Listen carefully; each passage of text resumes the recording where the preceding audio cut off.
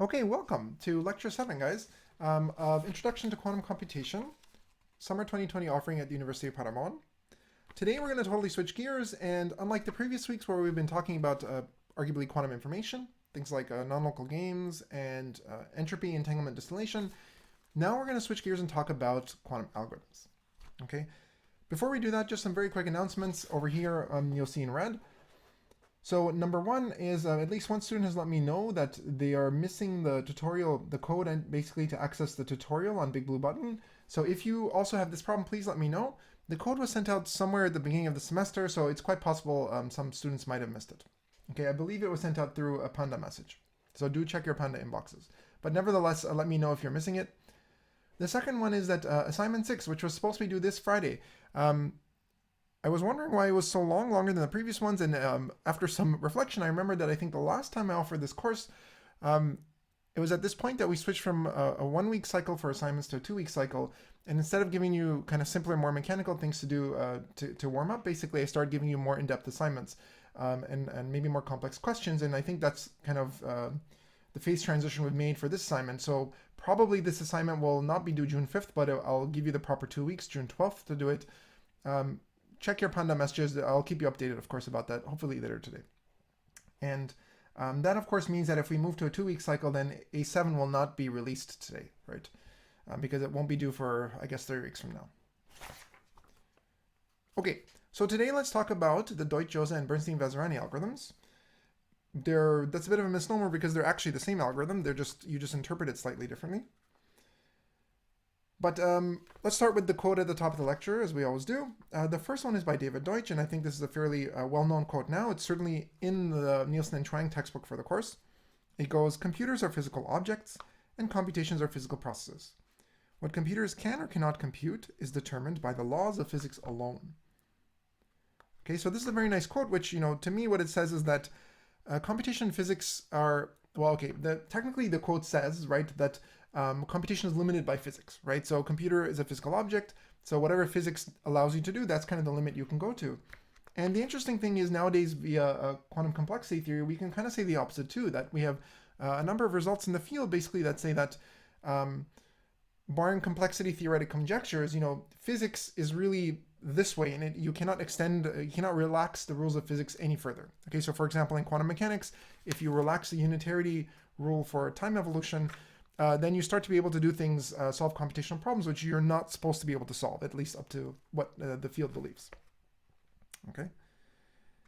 So physics and computation, one of the beautiful things about quantum computation as a field is it shows just how closely intertwined these two are. Okay. So David Deutsch is the Deutsch in the Deutsch-Josza algorithm, the same person. And the nice thing is that, when we look at the Deutsch-Josza algorithm, we'll start with Deutsch's algorithm, which is kind of the simplest variant. And, there's this old Latin proverb which says where there's smoke, there's fire. Typically, this has a negative connotation, but in this course, or in this lecture, it means something positive, basically. So when we look at Deutsch's algorithm, it's going to look rather artificial. But again, where there's smoke, there's fire, right? So there's something interesting happening, and if you look a bit more closely, then you'll see that, there's actually more than meets the eye the first time you look at it. Okay? Okay. So in particular, let me just tell you a bit about Deutsch's algorithm, right? I mean, so it was discovered in 1985. It's rather simple, so it's not a new algorithm by any means. It doesn't tackle a particularly important problem. In fact, the problem is quite contrived at first glance, okay?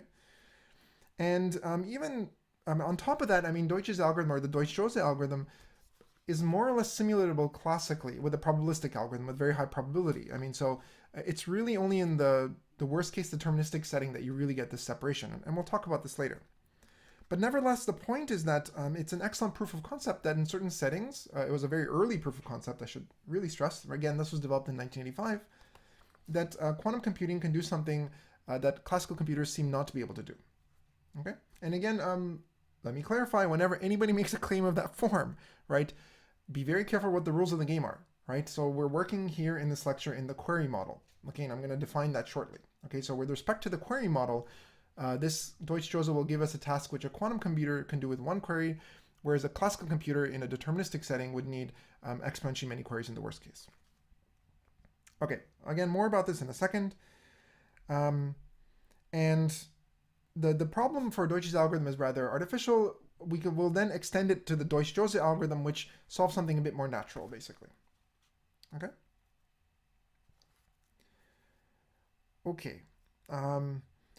So the first step is that we need to talk about what it means to work in the query model. Okay. So what is the sandbox we're allowed to play in? What are the rules? And that's basically section 1 of the notes. And this is the setup. Functions as oracles. So here's the deal.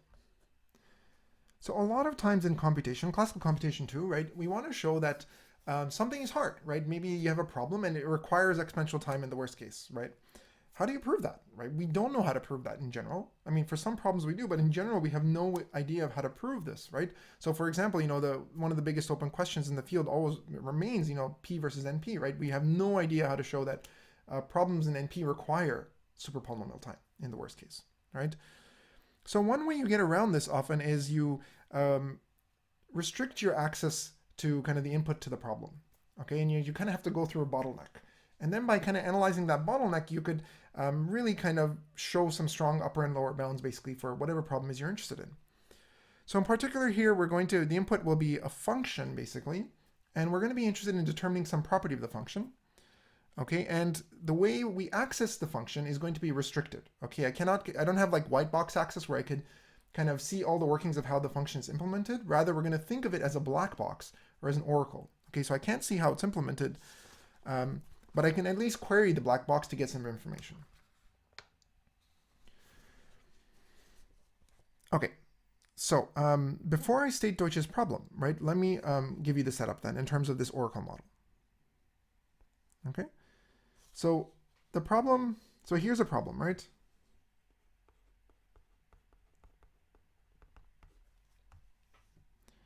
Okay, so I want to ask about properties of a given Boolean function f, which takes me from let's start with 1 bit to 1 bit. That's the setting of Deutsches algorithm. Okay, and now there is a problem, right? The problem is that technically speaking, the function itself might not be reversible, right? I mean, maybe I have the function which, no matter what input you give me, it always just maps it to 0, right, for all x.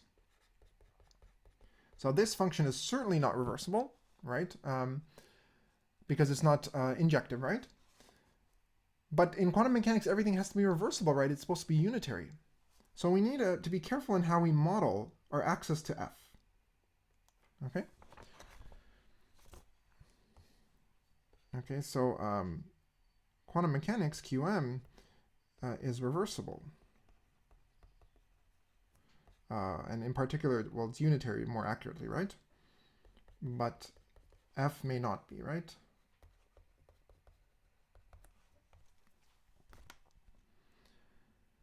Okay, so how do we do it? Well, I'm just going to give you the answer basically, without huffing and puffing too much.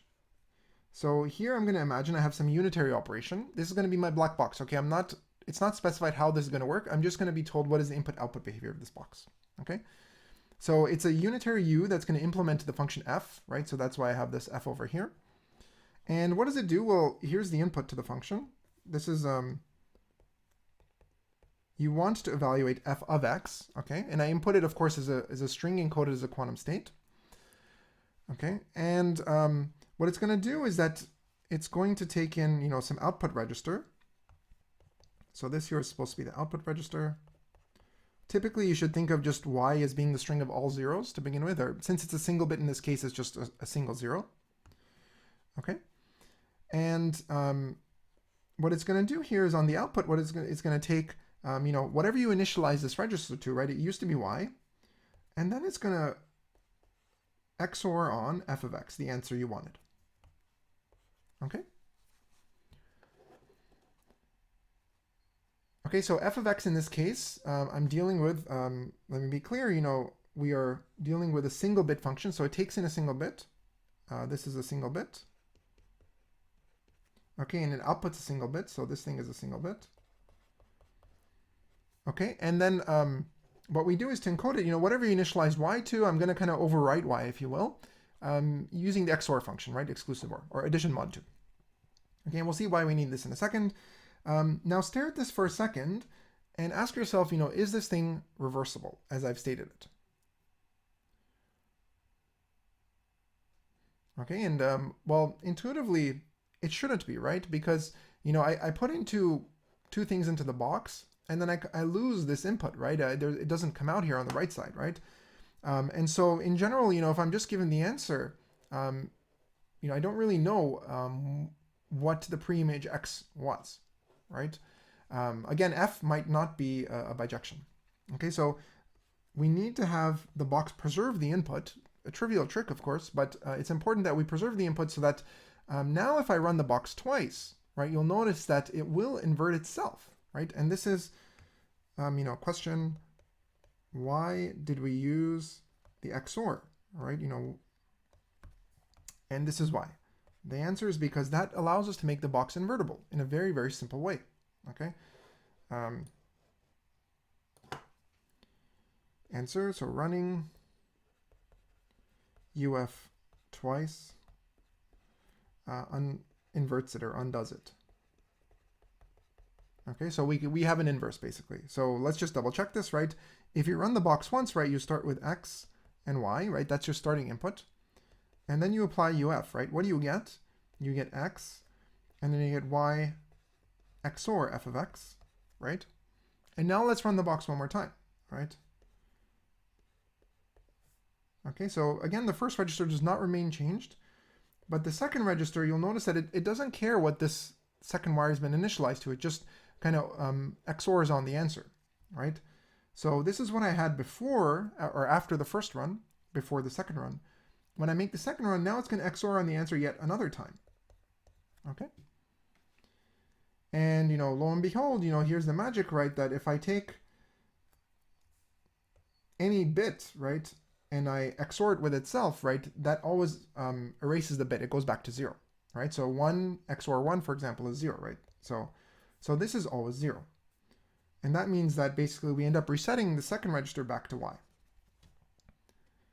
Okay, so I hope this convinces you that indeed, even if F is not a bijection, right, it's not invertible, that, using this sort of black box encoding, for example, okay, we haven't used the fact that it's black box here yet, but using this setup basically where we preserve the input and we XOR the answer onto the second register, this ensures that the evaluation of F is invertible.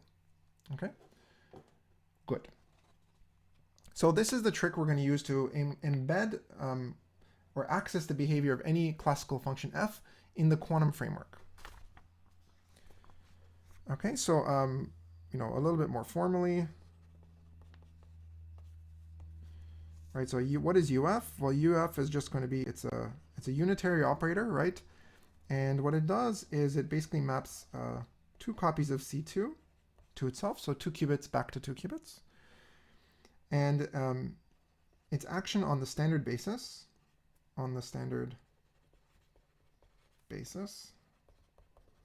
is X comma Y goes to X, Y XOR F of X.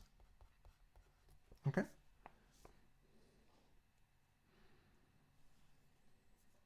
Again, don't forget this is addition mod 2. Okay, so this is the full specification of UF, and this is just its action on a standard basis, but of course once you know its action on a basis, by linearity you get the action for the full space. Good. Okay. Now,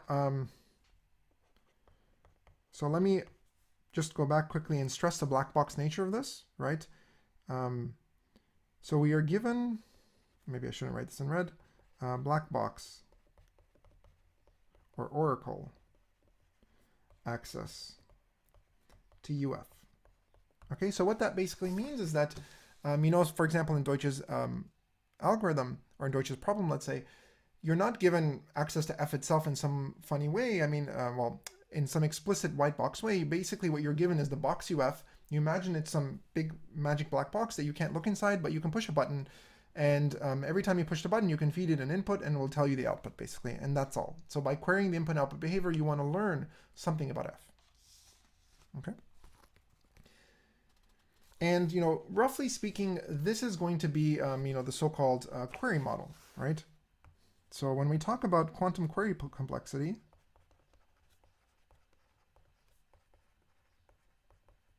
okay, so the keyword here is that query, right? So here we're interested in, there's, depending on the problem we're looking at, we're interested in determining some property of the function f. And we're only allowed to access f through this input-output behavior of the oracle. So the question is, the only thing we care about is how many times do I have to access the oracle? Okay, how many inputs do I have to feed into it? Okay, and let me be clear, if you feed in a superposition over inputs, that counts as one query, of course. Every time you run the box, that counts as one query. Okay? So, so here is the thing is that we only care about the number of times we run the oracle UF. Okay, so in the query model, or in query complexity, this is your measure of complexity, if you will. Okay, so for example, you might have, sorry, this is a U, just to be clear, it's not a V. You might have a circuit, right, a full circuit. I mean, because other than UF, you could have a, Pauli X gate and, Hadamard gate and so forth, C naughts. You could have, exponentially many other gates, right? But we don't care about that in this model, at least in the plain vanilla version of this model, right? As long as the number of queries is polynomial, right, that's considered an efficient query algorithm, okay? Of course, if you actually want to implement that thing, then you do have to worry about the number of gates that aren't to the oracle, right? So then you really want all types of gates to be polynomial, okay? But so I'm just really stressing what we mean by query complexity here, okay? So in other words, as I write here, all non-query operations are basically considered free. Again, not realistic, but the point here is we're trying to look at this bottleneck, which is query access to the oracle. Okay, so what is Deutsch's problem?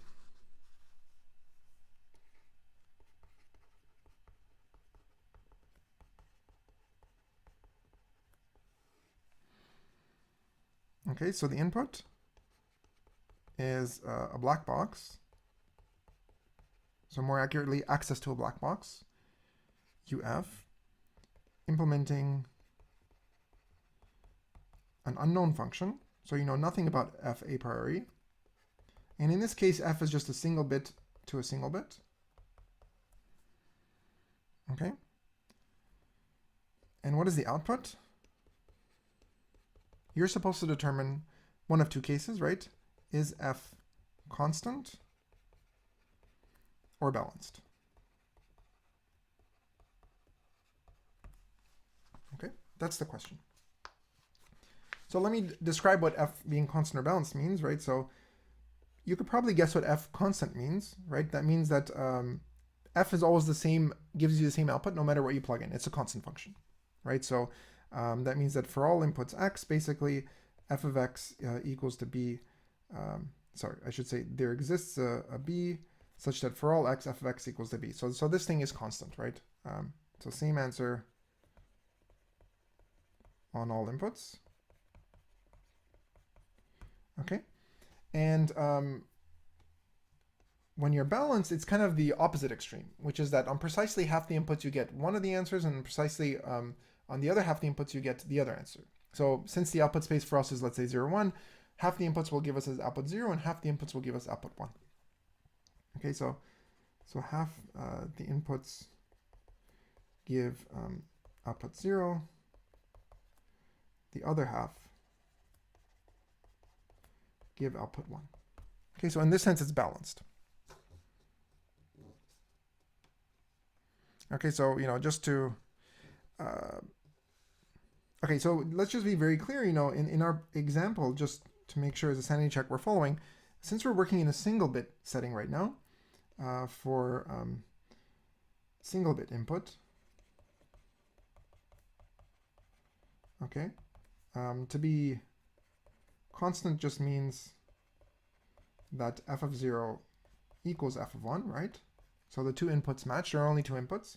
And balanced in particular means that f of 0 is not equal to f of 1. Okay, it doesn't tell us what exactly is the value of f of 0 or f of 1. I'm giving you this more general definition here because when we go to Deutsch-Josza, we're going to work beyond just the single bit input, and then you'll need this more general definition. Okay, but for the single bit case, you could just think of this right now as the definition of constant versus balanced. Okay, so your job is you're given black box access to f, and you want to know which of these two cases holds, right? And of course, it's precisely one of these two actually has to hold. You don't need a promise on f in the single bit case. Okay, and so let's just do a sanity check. Before we claim we can do anything magical quantumly, how do you try and solve this classically, right? So the most naive thing you would do is, there are two inputs, you just kind of evaluate f on both of them, and then you just check, is f of 0 equal f of 1, or is it different? And then you can output the answer, right? So classically, evaluate f at both inputs 0 and 1 to solve. Okay, and the upshot here is that this is going to take two queries, right? Because I have to evaluate the function twice. And the claim here is that quantumly, and classically it turns out this is the best you can do, quantumly it suffices to evaluate the box once.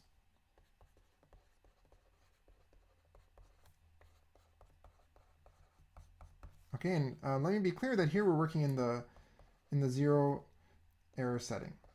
Okay, so if you really want to solve the problem perfectly with no error, right, classically you really have to check both inputs, and quantumly turns out you only need to check one input, or do one query more accurately.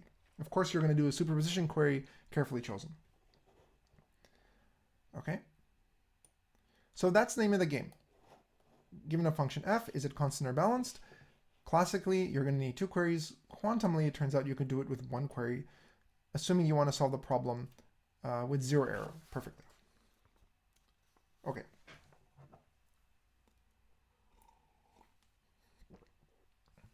So, before we do anything clever, let's say, we should always do the stupidest thing possible, right? Which is, obviously I'm in a quantum world, I'm going to stick in something as superposition into this box, right? So, let's try the most naive thing possible and just, do a sanity, yet another sanity check and remind ourselves, why the naive thing does not work.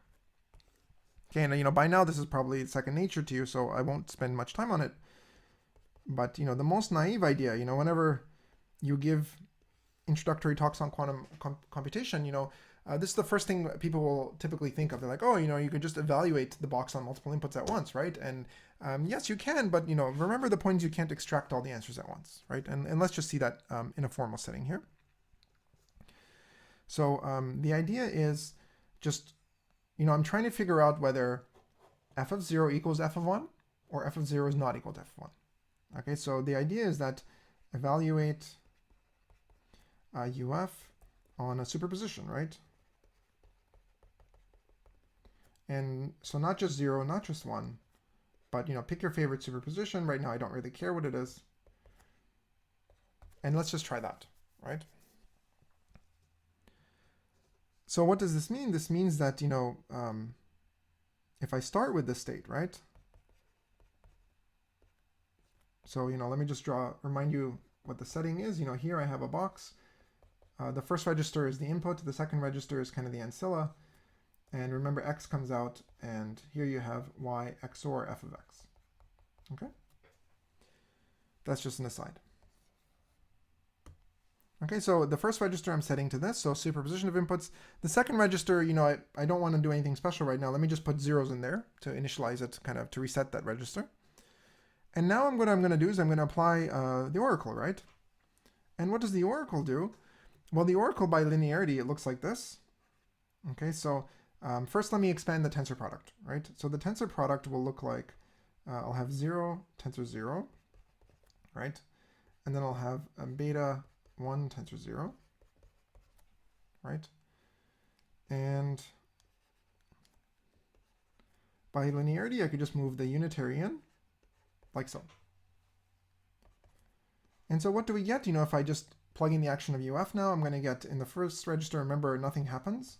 In the second register, I'm going to get f of 0, right? Because it reads in 0 from the first register and XORs that onto the second register, but the second register was 0, so XORing just kind of deletes the 0, if you will, or overwrites it.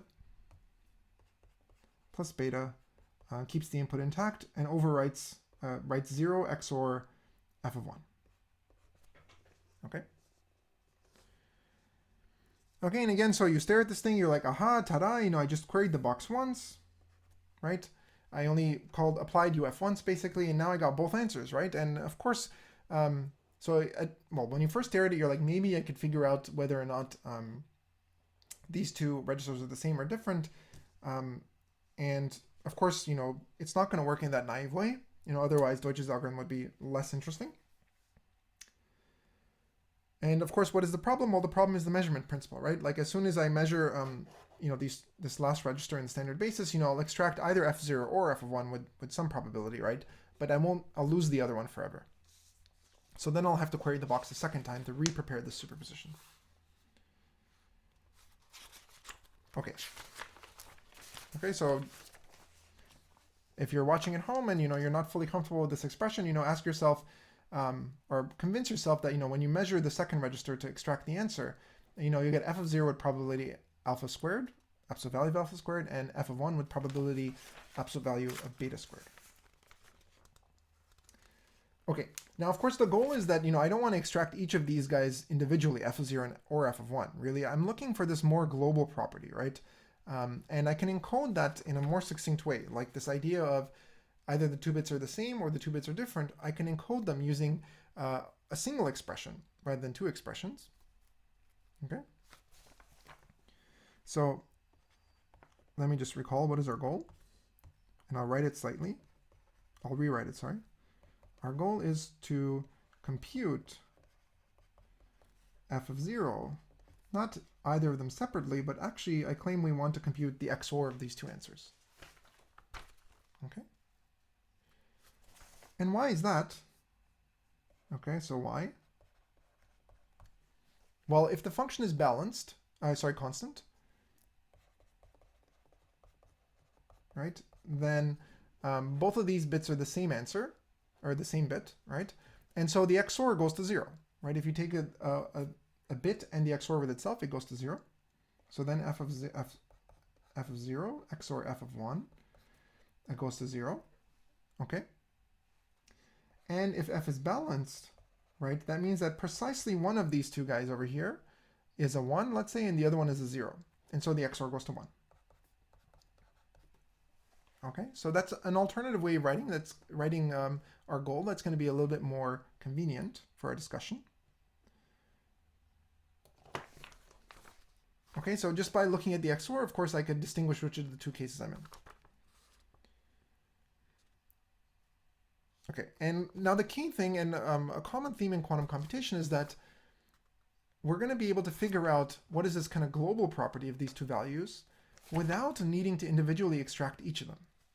Okay, and in fact, in general, it's going to be impossible to extract all the answers, right? I mean, you can't get all the answers, basically, with like just one query. That's just not going to happen. Okay, so what is Deutsch's algorithm then?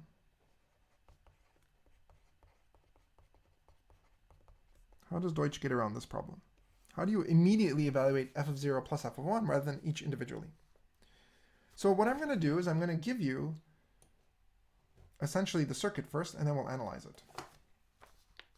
Okay, and a heads up that in general, a lot of these circuits quantumly, a priori, it's not clear at all why they should work, right? And so this is one of the things where working in quantum computing is arguably, well, it's not intuitive, right? I mean, just like quantum mechanics. So a lot of times classical algorithms can be very nice, they can be very highly non-trivial and clever, but there's some intuition about it that you can usually pick up after you've stared at it long enough. And for quantum computations, that's not necessarily always the case. At least not, a lot of times it's just like this nice matrix algebra that works out, and it almost seems magical, right? And I think the first time you stare at this, you might have the same feeling. Okay, so what is the circuit for Deutsch's problem? Of course, I'm going to have the oracle somewhere, right? It's going to have two wires. Okay. And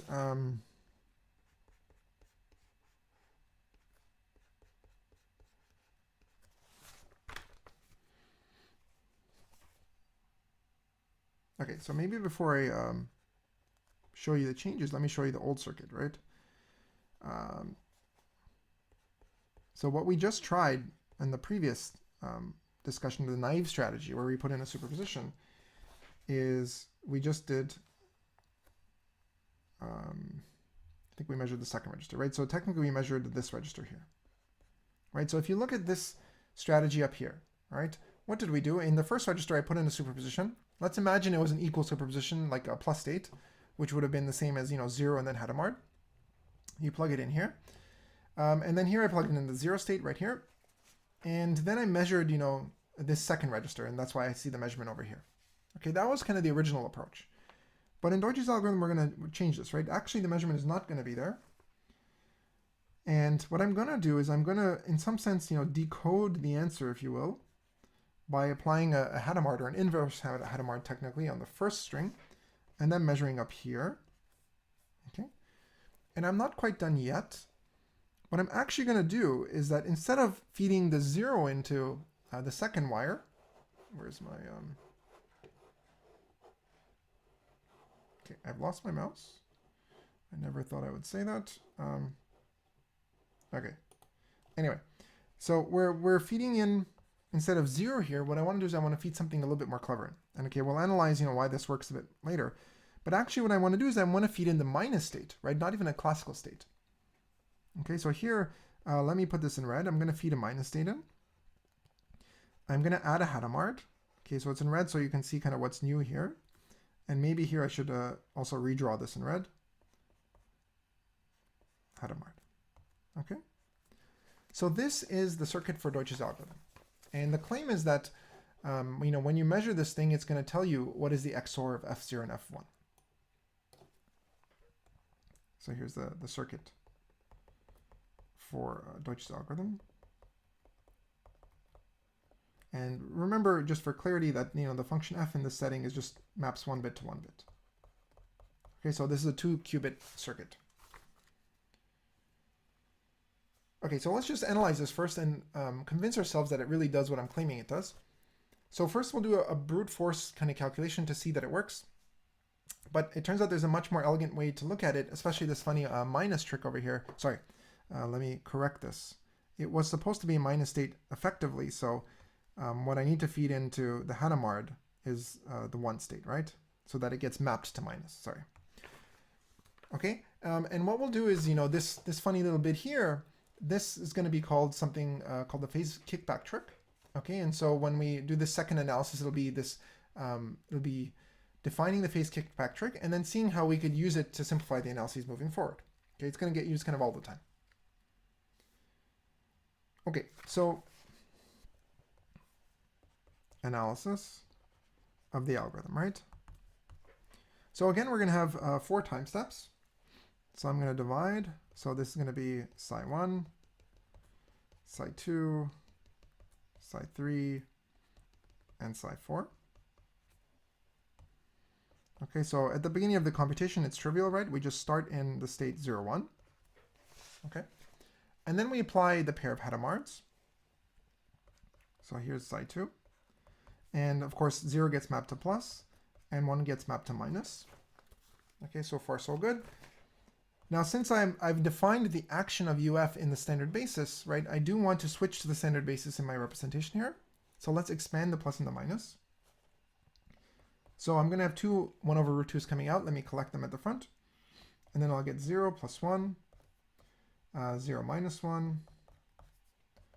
And when you collect like terms, then you'll get 0, 0, minus 0, 1, plus 1, 0, minus 1, 1. Okay, so this is my state at the second time step after the Hadamards, but before the oracle has been applied.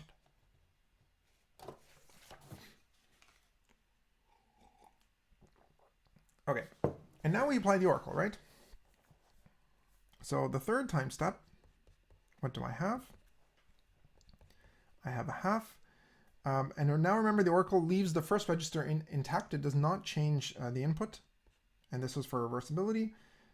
And what it does is it basically writes, remember, the output register. So here's the 0 that I'm basically copying right here, plus f of 0. And remember, this 0 is coming from the input now. Okay, into the second register. So minus 0, 1 XOR f of 0, plus 1, 0 XOR f of 1, minus 1, 1 XOR f of 1. Okay, so this is what my state looks like. Of course, I can ignore this thing over here, like XOR with 0 doesn't do anything, so I could just delete this. Maybe we'll do it this way, right? And likewise here, right? In the second guy here, I'm just adding 0, it does nothing. So I might as well just remove it to simplify my expression. This is the left end of the ket now. This is the left end of the ket. Okay, so this is psi 3, and now of course I need to decode or decipher, what in the world this is telling me, right? Because right now it's quite cryptic. I have this, 1 plus f of 0 and, all sorts of stuff in superposition. And, it turns out the right thing to do is to put a Hadamard now on this first qubit. And the easiest way to do the analysis basically now is to switch to a case analysis, basically to say, okay, I'm about to apply the Hadamard. What happens when f is constant versus what happens when f is balanced? So let's check the first case. F is constant. Okay, what does the Hadamard do in that case? Okay, so this means, by definition of constant, that f of 0 equals to f of 1. Okay? Okay, now over here, you see, right, that I have, f of 0 here, I have f of 1 here, so all of these terms are now going to be the same, right? So that's what being constant buys us. So let me just rewrite psi 3 using this fact. Okay, so I'm just going to rewrite everything in terms of f of 0 without loss generality. I have no idea why 3 turned up there. F of 0, right? Sorry, this should be a brown bracket. Minus 0. Now here I cannot get rid of the 1. Plus 1, f of 1. Minus 1, 1 XOR f of 0. Oh, sorry. The whole point of this was I was supposed to get rid of the... Okay, so now everything is in terms of f of 0, you'll see. Okay. And now that everything's in terms of f of 0 in the second register, now I can start factoring things out, essentially, right? Because I have two types of brackets, right? I have f0 here and here, and I have 1 plus f0 here and here. So let's just factor that out into the two cases. So here I'm going to have, let me do f0 first. Okay. And here let me do 1 plus f0. Okay, so what are the corresponding terms on the left? So f of 0 picks up, here's this guy, and here's the other one, right? Plus 1. And the other one, 1 plus f of 0, it gets two terms, right? I'm going to have a minus 0, right, from here, and a minus 1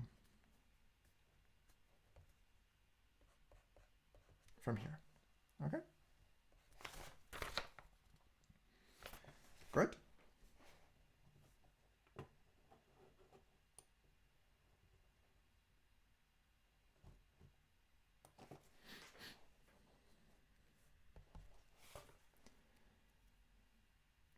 Okay, so what does that mean? So now let's just further kind of collect like terms. Okay, so you'll notice that basically I have a plus state here, and there's a plus state here too. I just have to factor out this minus sign. Okay, so let me use the 1 over root 2's. Sorry, let's put in the half first. Let me just make sure I write it this way, that it's going to be 0 plus 1, okay, times f of 0 minus 1 XOR f of 0. Okay, and of course I have no idea what f of 0 is. Okay. And now we're almost done. This is basically a plus state. Let me just move the normalization back in. So I'll lose a copy of 1 over root 2 outside, but then I'll just write plus here. Okay. Good. So what this says is that after step 3, right, right here, after I'm done applying the oracle, right, but before I apply that Hadamard on the first wire, my state, when f is constant, reads, there's a plus in the first register and some funny leftover state in the second register. Okay. Now I don't really care what's in the second register because you'll notice I'm not doing anything with that wire. But what I am going to do is a Hadamard on this guy, right? And remember that when I do a Hadamard, plus gets mapped to 0, and then we measure. So the measurement outcome on the first wire will always be 0. Okay. Remember, of course, another way of looking at that is that, if I first rotate by Hadamard and then measure in the standard basis, that's equivalent to just measuring in the plus minus basis. So in other words, when I measure this guy in the plus minus basis, obviously I'm always going to get answer plus. So, formally speaking, psi4 was just when we apply that last Hadamard on the first register, then it's just going to look like this, right? You're going to have a 0. Technically speaking, I could just move the 1 over root 2 in now. 1 over root 2 f of 0 minus 1 XOR f of 0. Okay? So measuring gives 0 with certainty. Okay? Okay, so when f is constant, the algorithm always outputs 0 when you measure the first register. Good, and now of course what we want is that when f is balanced, we're going to see that this output register is now not 0, but it's going to be 1. Okay, so that means we'll be able to distinguish the two cases with certainty. So case 2, f is balanced, and remember what that meant is that f of 0 is not equal to f of 1. Okay, again, this is a single bit, so one of the outputs is 0, the other one is 1. Let me just remind you what the circuit looked like because I had to move this thing. Remember, we do Hadamard, oracle, Hadamard, measure. Okay?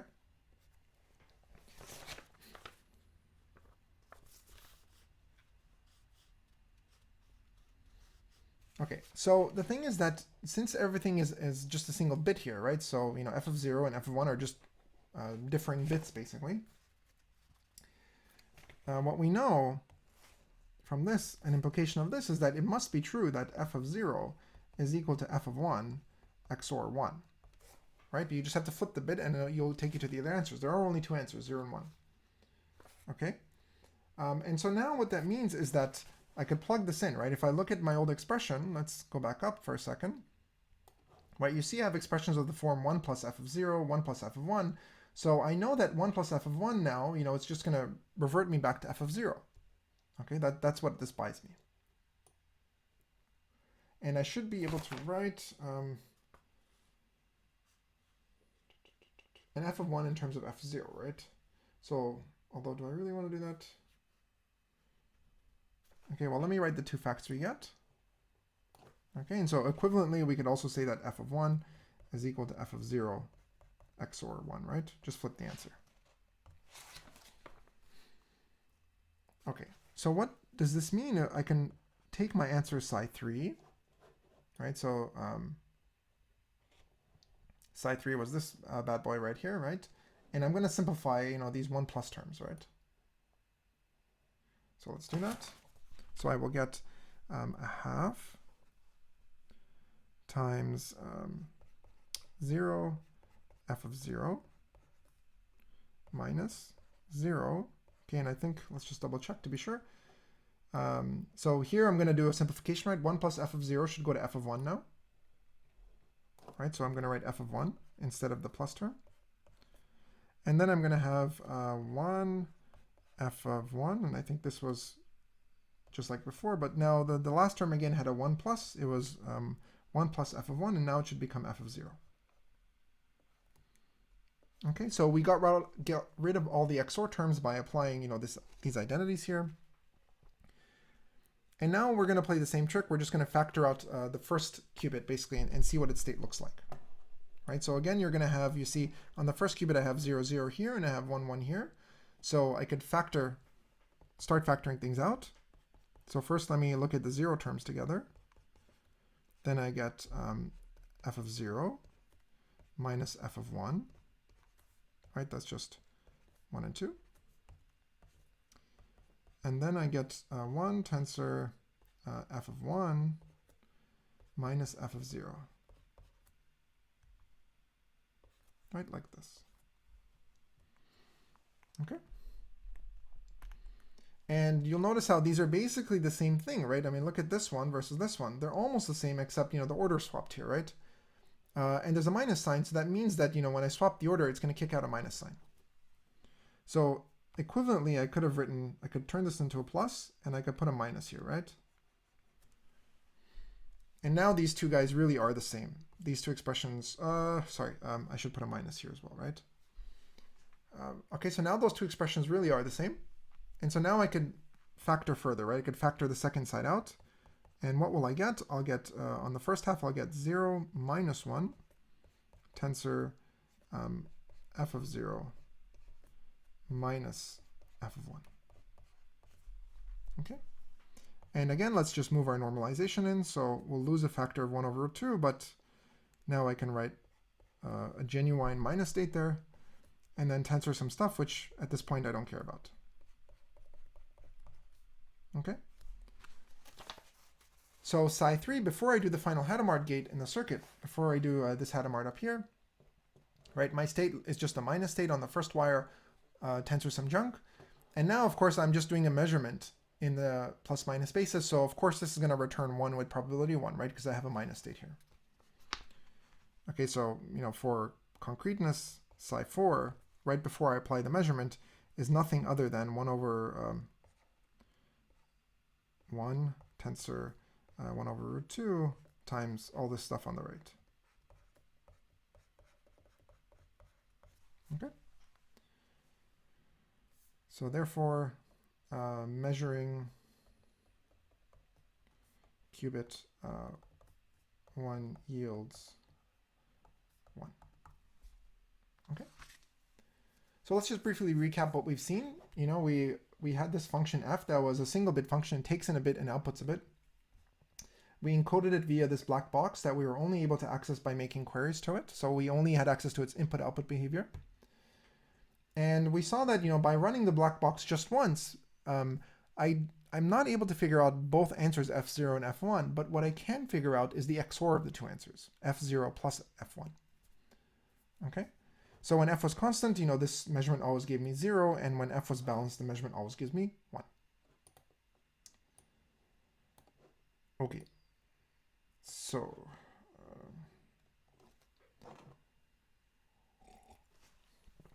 let's see now. So this is, and of course the claim was that, classically, if you want to do this without any error, right, notice how this is non-error, 0 error, right? I mean, the measurements here always return 1 with certainty. There's no error here. Classically, we said you need 2 queries to do this to the box UF. Now, we just did a brute force analysis, right? But, sometimes brute force is quite adequate and it works fine. By the time you set up something elegant, you might already figure out the answer via brute force. But sometimes, you just want to put on your cravat or your black tie or whatever and do something a bit more fancy. And especially in mathematics, sometimes doing something a bit more elegant will give you the most bang for your buck. So you could reuse that trick over and over again, right? And indeed, this is the case for the analysis for this algorithm, right? So what's really happening in this algorithm is something called the phase kickback trick. And let me show you how this works.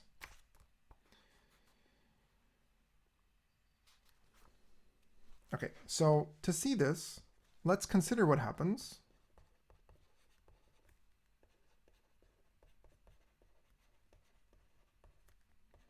when we run.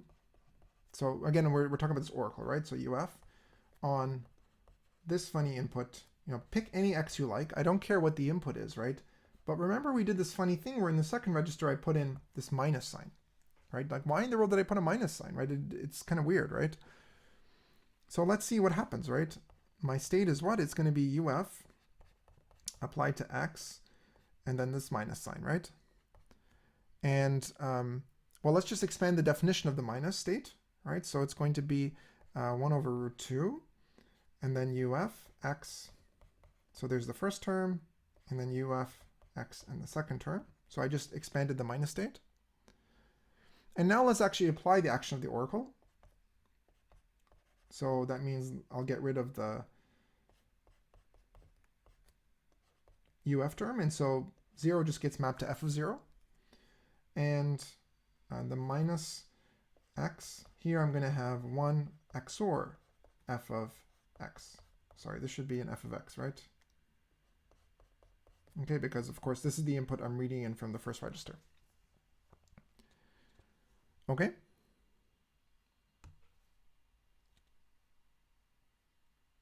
And of course I could just factor out the x now, it's just common, doesn't really matter what it is, right?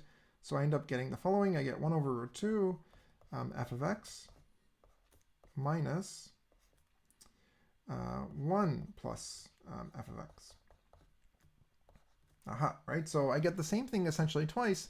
It's just that, once I get f of x, and the other case I get the flipped version, right? It's a single bit. So, if this was the bit 1, this is going to be the bit 0, and vice versa. So you could already see that, this state looks like essentially a minus state up to phase, right? Because you have different bits and there's a single minus sign. Okay. So,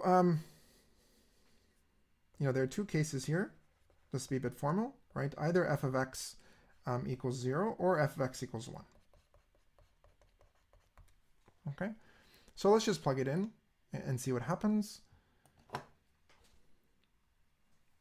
Okay, so if f of x equals 0, then, when I plug in this equation, I'm just going to get x tensor 1 over root 2 times 0 minus 1, right? Because 1 XOR 0 is just 1.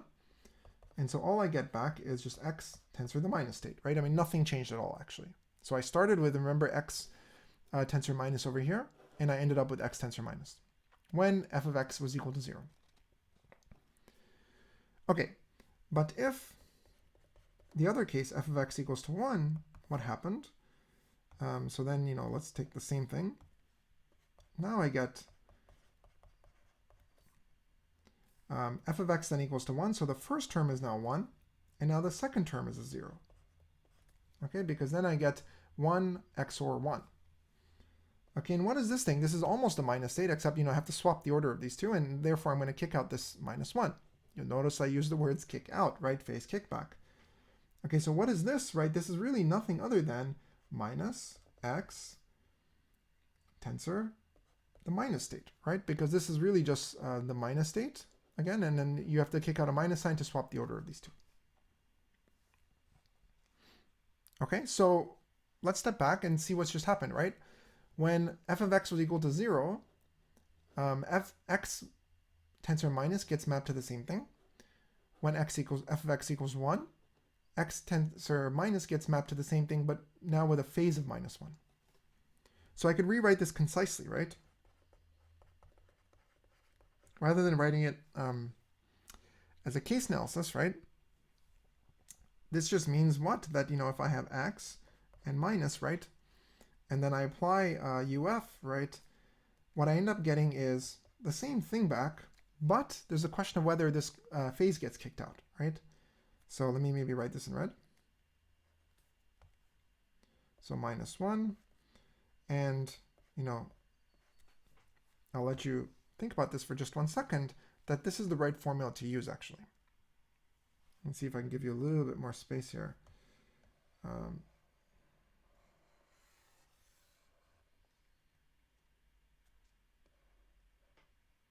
Yeah, it didn't work. One more time.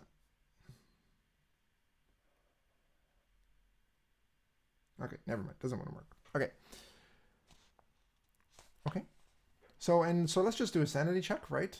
When f of x equals to 0, right, then this disappears, and indeed x minus goes to x minus. When f of x equals to 1, then x minus goes to negative x minus, which is exactly what you see up here. Okay, so that is the phase kickback trick. that essentially this x minus state, right? What is it really? What is this really saying? Like, forget about the computation, think about the math, right? I have a matrix UF that's multiplying against some state or some vector, and either I get the same vector back, like in this case, or I get negative of that vector back. So what is this saying? This is saying that x minus is an eigenvector of UF, right? And the only question is, what is the corresponding eigenvalue? If f, so first, conclusion. Okay, so this just says that x minus is an evec of UF. Okay, so that's what this funny minus thing buys us, right? And the only question is, what is the eigenvalue, right? And the corresponding eigenvalue is +1 if f of x is equal to 1, and otherwise it's -1 if f of x equals 0. Sorry, did I get that backwards? Sorry, I got that backwards. Okay? That's what this phase kickback trick basically does, and why it works, basically. Okay? Okay, so the key idea here is that the actual input state remains unchanged. Of course, we'll do this in superposition, right? But if I'm just looking at one term, it stays unchanged up to this phase that's coming out, right? And the answer now is encoded in the phase, right?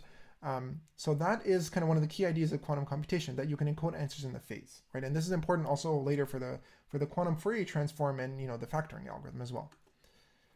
Okay, so and of course, when you first stare at this looks kind of completely unimportant, right? Because it looks like a global phase, right? The way I've written it, it is a global phase. But of course, typically I'm going to have a superposition over the x register. So then this is not going to be a global phase, but it's going to be a relative phase that depends on the choice of x. We'll see that in a second.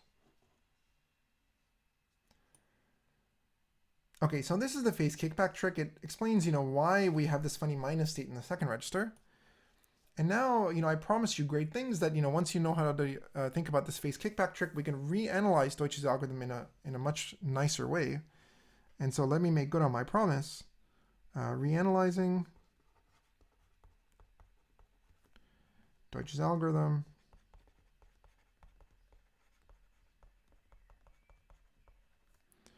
via phase kickback.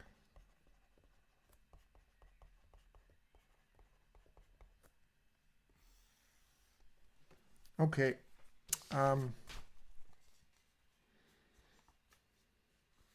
Okay, so again, let me just draw the circuit very quickly. We had UF, right? We had Hadamard, 0, 1, Hadamard, measure. Okay, so at this point we had psi 2. Okay, so let me write it again. So psi 2 was what? That's going to be our starting point. And remember, I have plus, minus, and this time what I'm going to do is I'm going to simplify my life, right? This phase kickback trick needs me to kind of look at this as a minus state, to not expand it out in the standard basis. So I'm only going to expand out the first register, not the second one. So I'm going to have 0 tensor minus plus 1 tensor minus. Okay, so I'm not touching that minus state. So now let's apply phase kickback. So remember, now this is psi 3. So via phase kickback. Okay, remember what this said is that it's technically up there, but let me just write it so you can keep it in your mind. When you apply UF to x, any x tensor minus, it encodes the answer into the exponent. Okay, so that was the phase kickback trick. So what am I going to get? I'm going to get the following, right? So psi 3 is going to equal to 1 over root 2. And, the states, again, do not change, right? I had two terms. I had a 0 minus and a 1 minus. And the only question now is what phase got kicked out for each of these things, right? So in the first half, I get -1 to the f of 0, right? Because here the input was a 0. And in the second half, I get f of 0 to the 1, because here the input was a 1. Okay? So this is a more succinct way for me to write psi 3. And now let's just quickly do a case analysis. F is constant first, just like before. And remember that meant that f of 0 equals f of 1. Okay, so what does this mean? If I look at this expression over here, right? If these two exponents are the same, well then -1 is just a global phase, right? I mean, I could just factor it out of the entire expression. So let me do that, right? I could rewrite psi 3 equals to -1 to the f of 0, which is the same thing as f of 1. And then what I have is just this, right? I've got 1 over root 2 times 0 minus plus 1 minus. Okay, so just rewriting the rest. And now we're done, right? Because, you know, I have a minus in the second half on both sides, so I could factor it out. And you'll notice the first side is really just 0 plus 1. It's just a plus state. Okay?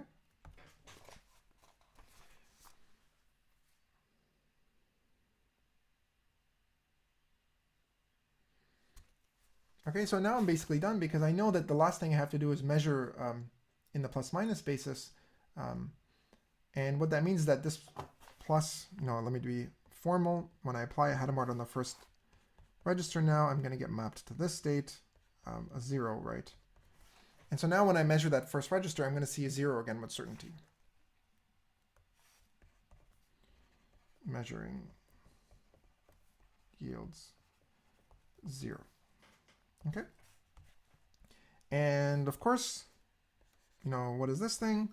Well, it's a global phase, right? It's sitting there. I don't really care about the global phase, right? Why not? Well, remember how this works, right? If you had a measurement, right? The measurement stats were given by, you know, your measurement operator M, like whatever projection you wanted to. You're doing standard basis, for example. So let's say you wanted to measure what is your probability of 0, 0, right? Then here I have psi 4, right?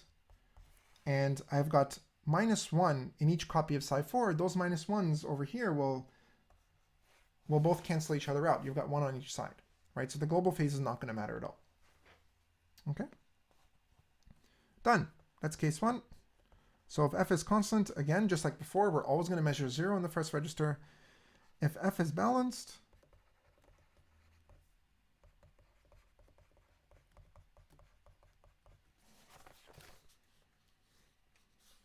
okay. Now, of course, the thing here is that when f is balanced, then over here, I can't just simply factor out the f minus 1 term because, you know, these exponents don't match anymore, right? So the phases are now relative. Now, so what I can do, now it depends on whether or not, you know, is f of 0, 0 or is it 1, right? So, I mean, you can kind of do a case analysis if you want. The point is that you could always rewrite up to phase, up to plus or minus 1 global phase. You know, we can write the following, psi 3. What is it equal to? It equals to plus or minus 1 over root 2, 0 minus 1 minus. Okay, and this is just simply because, you know, it just depends on what is the value of f of 0, right? So if f of 0 is 0, for example, that means f of 1 had to be 1 because the function's balanced. And so here the phase would be 0, here the phase would be -1, right? And so that's what you see here, right? So here the phase is basically, 0 means the exponent is 0.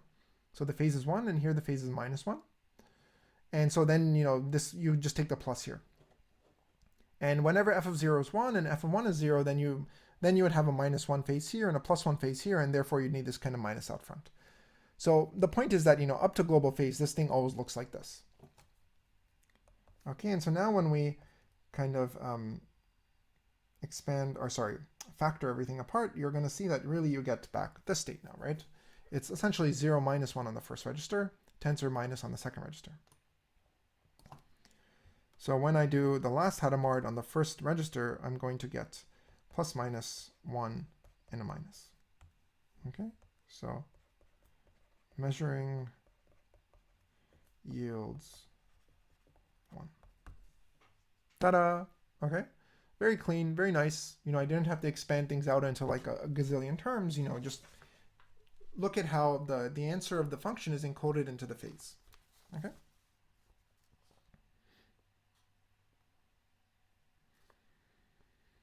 Good. So that is Deutsches algorithm.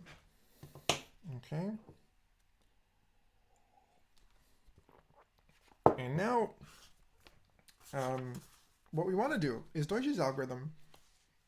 Quick recap. It shows that if I have a single bit function f maps one bit to one bit, we know for a fact that there are only 4 such functions on a single bit. Either it's going to be a balanced function or a constant function. There's really no other choice here, right?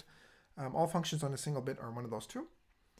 And using a single query, Deutsches algorithm allows you to decide whether f is constant or balanced. Now, nobody in their right minds cares about single bit functions because you can simulate any computation on a single qubit trivially on a classical computer. So what we care about, of course, are n qubit computations, right? And so can we scale up the problem and also the algorithm to work on not just one qubit, but on n qubits as input? The output will still be 1 qubit. And the answer is yes, right? And the corresponding algorithm, the name for it is called the Deutsch-Josza algorithm now. So this is section 4.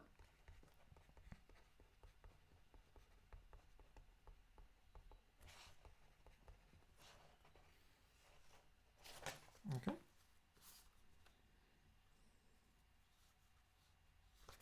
Okay, so now, so this is just like Deutsch's algorithm.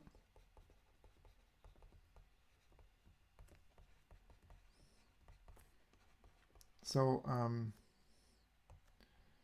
f takes you from 0, 1 to n bits. Okay, so before it was 1 bit, now it's n bits. The rest of it is the same. Okay, I don't know why I did this. I wanted to do this in black, right? Let me do that one more time. Okay, so my point was that, the only thing that changes here is the exponent n, right? So, and of course now, now that I've defined a function that takes an n bits, not just 1 bit, now we have to be slightly more careful what we mean by constant or balanced, right? Because on 1 bit, all functions are either constant or balanced. And if you don't believe me, I encourage you to take a moment to stop the video and think about what are the 4 possible functions acting on mapping 1 bit to 1 bit, and to convince yourself that indeed they're all constant or balanced. But when I have n-bit functions, then there'll be functions that are neither constant or balanced, right? Okay, so here let me just remind you, this is why earlier I was a bit more careful in how I defined constant versus balanced. So constant f, means f is the same output on all inputs. Okay, so it's really just like a constant function, and a balanced f meant that half the time on half the inputs f outputs 0, on half the inputs f outputs 1. F outputs 0 on half the inputs. Okay, and let me be slightly more formal. So in that space, right? And on the other half of the input strings, it outputs 1. Okay.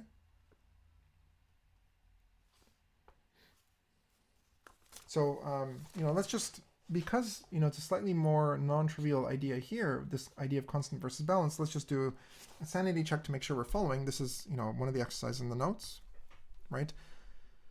So let's look at 2-bit functions, right? Let's look at a function that takes 0, 1 on 2 bits down to a single bit. Okay? So first, let's give an example of a constant function, right? So how do you do this? Well, I mean, just write down the truth table, right? Any Boolean formula can be, our function is just fully specified by its truth table, right? So if I'm going to make this thing constant, right, then, for example, I could just make them all zeros, right? So maybe I should reuse my table rather than redrawing it. So this is constant, right? Balanced, well, balanced could be anything, right? I could do 1, 0, 0, 1, right? That's an example of a balanced function. Half the inputs lead to 0 and half lead to 1. But now, of course, I could do funny things like this, right? I could have 0, 0, 0, 1, right? That's neither balanced or constant. Okay, so in this problem, therefore, we have what's called a promise on the input, right? We're promised that f is either constant or balanced, right? And assuming the promise is true, then we can solve the problem using one query to the oracle, just like before. Okay.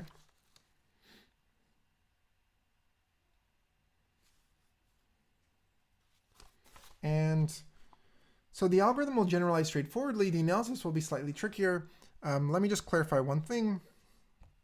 So for the algorithm, just like before, the action of the oracle will be specified identically. So x remains the same.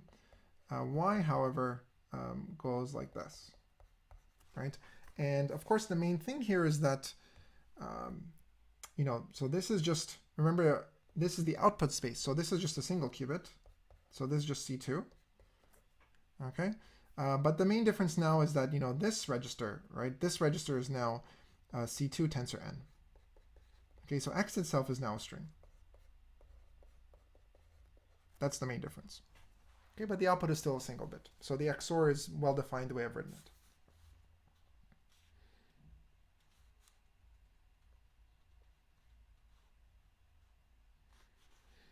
Okay, so as before, what I'm going to do is I'm going to give you this magic circuit that does the answer or does the computation correctly, and let's analyze it, right? So first, let me write down the old circuit, and let me see if you could figure out, you can pause the video if you like, and see if you can guess what the new circuit should be when you have n wires coming in. Okay, so first let me write, so here's the new circuit. I won't write the full new circuit. Let me write the old one first. Of course, now,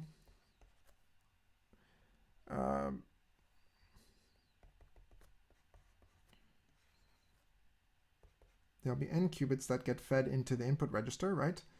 And then this is just one qubit where the output comes out. And so just like before, I do a Hadamard here, and here I do a Hadamard, right? These guys go in, and before what I did was this, right? I had the oracle UF, I did nothing to this register, and the Hadamard came out here, and then I measured, right? This is how the old version of the problem went, and now the only difference here is that, I have an n-bit input, not a 1-bit input. So if you like, you can pause the video or just, think about, what would be your guess as to how you would generalize this circuit to n qubits instead of 1.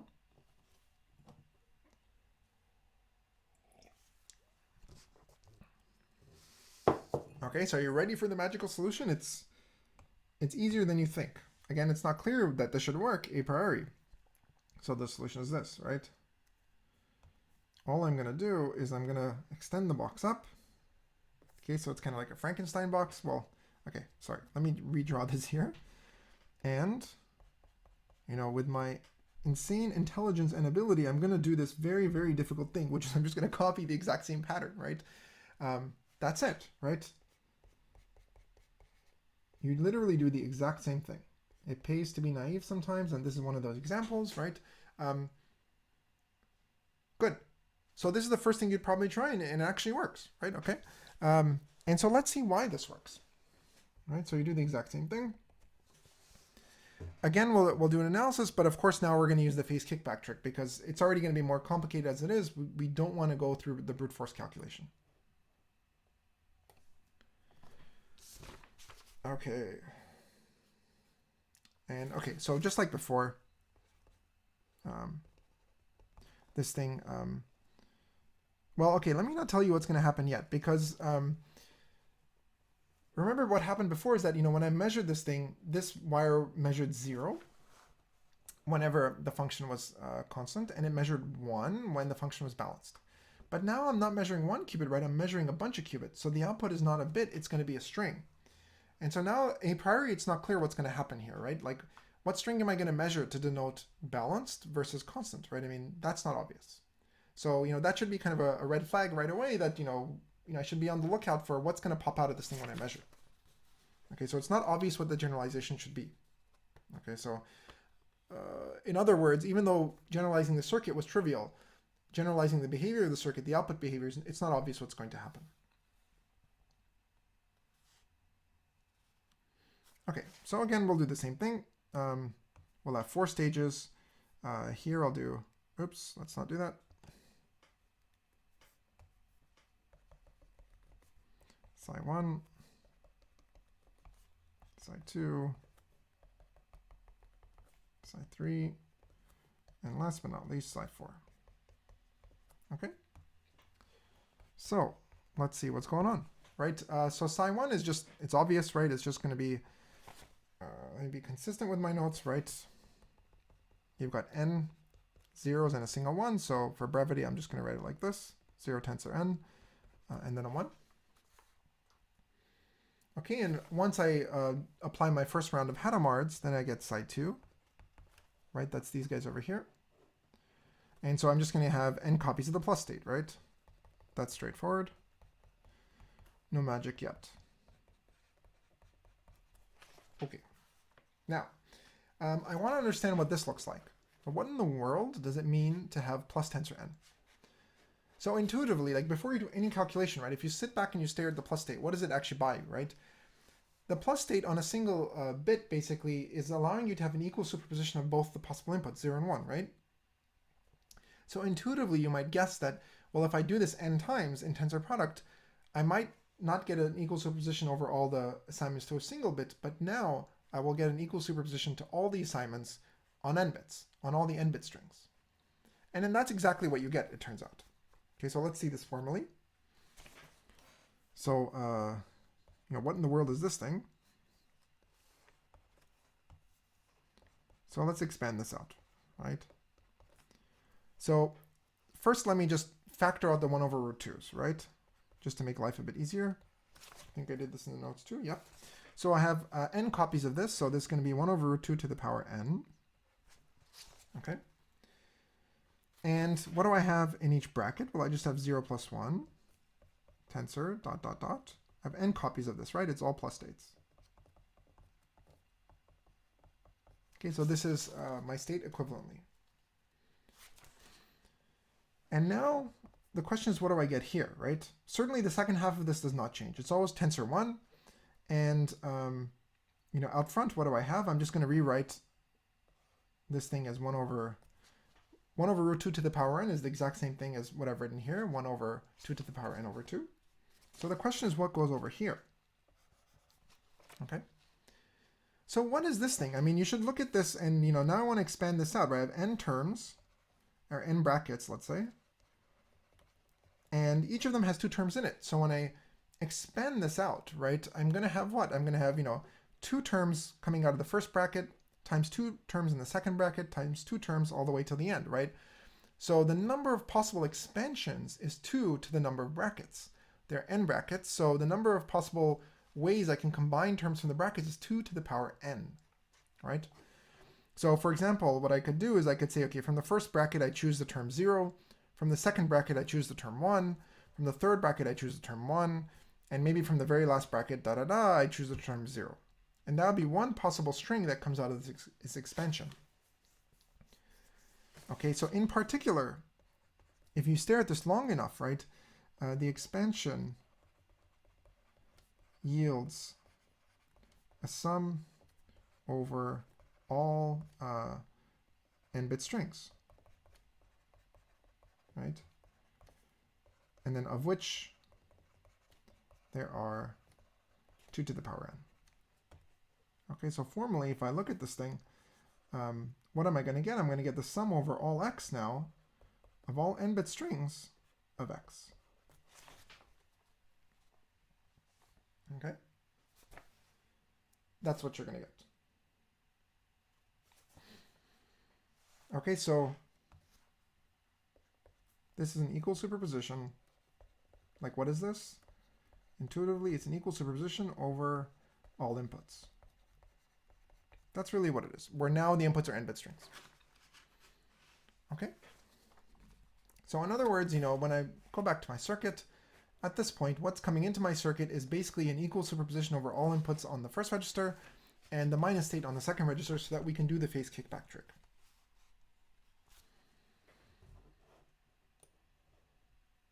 Okay, so by the way,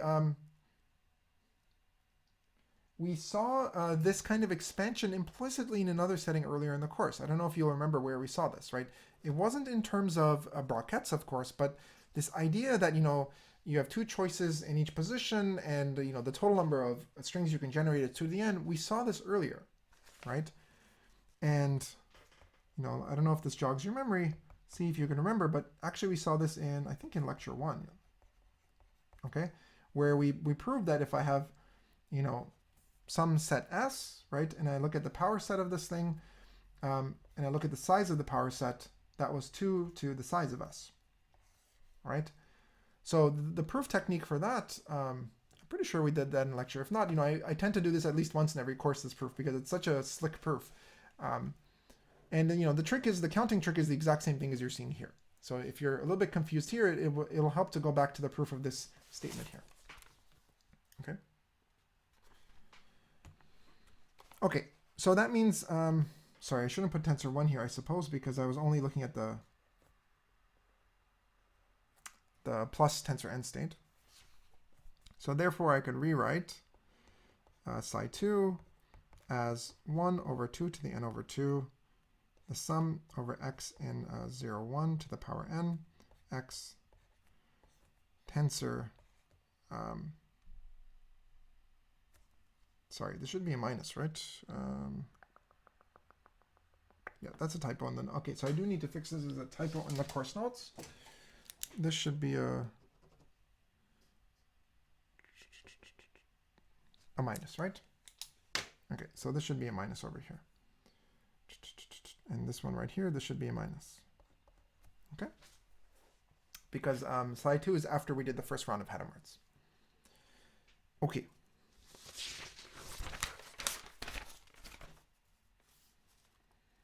Okay, so now we get to apply our good friend, the phase kickback trick, right? Because now, where am I, right? Let me look at the circuit again. I'm right here now, right? I'm right here. I'm about to apply UF.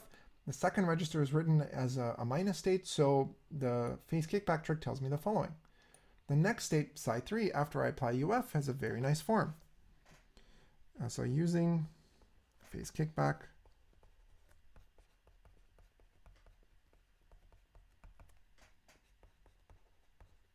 is what? Well, remember, what does this do? It says the following. It says, I'm going to get, yeah, so let's just leave the normalization out, right? And then I'm going to sum over all my inputs, 0, 1 to the n. I'm going to have x. And remember, x tensor minus is always, for any x, is going to be an eigenvector of this operator. What it did is it kicked out the eigenvalue. Let me do it in red, -1. And remember, this depends only on f of x, right? Where x is the input you see in the input register. Okay? That's it, right? So in a very, one line, I didn't have to do any expansion or any nasty stuff. Phase kickback says this is what you get after you apply UF. Okay.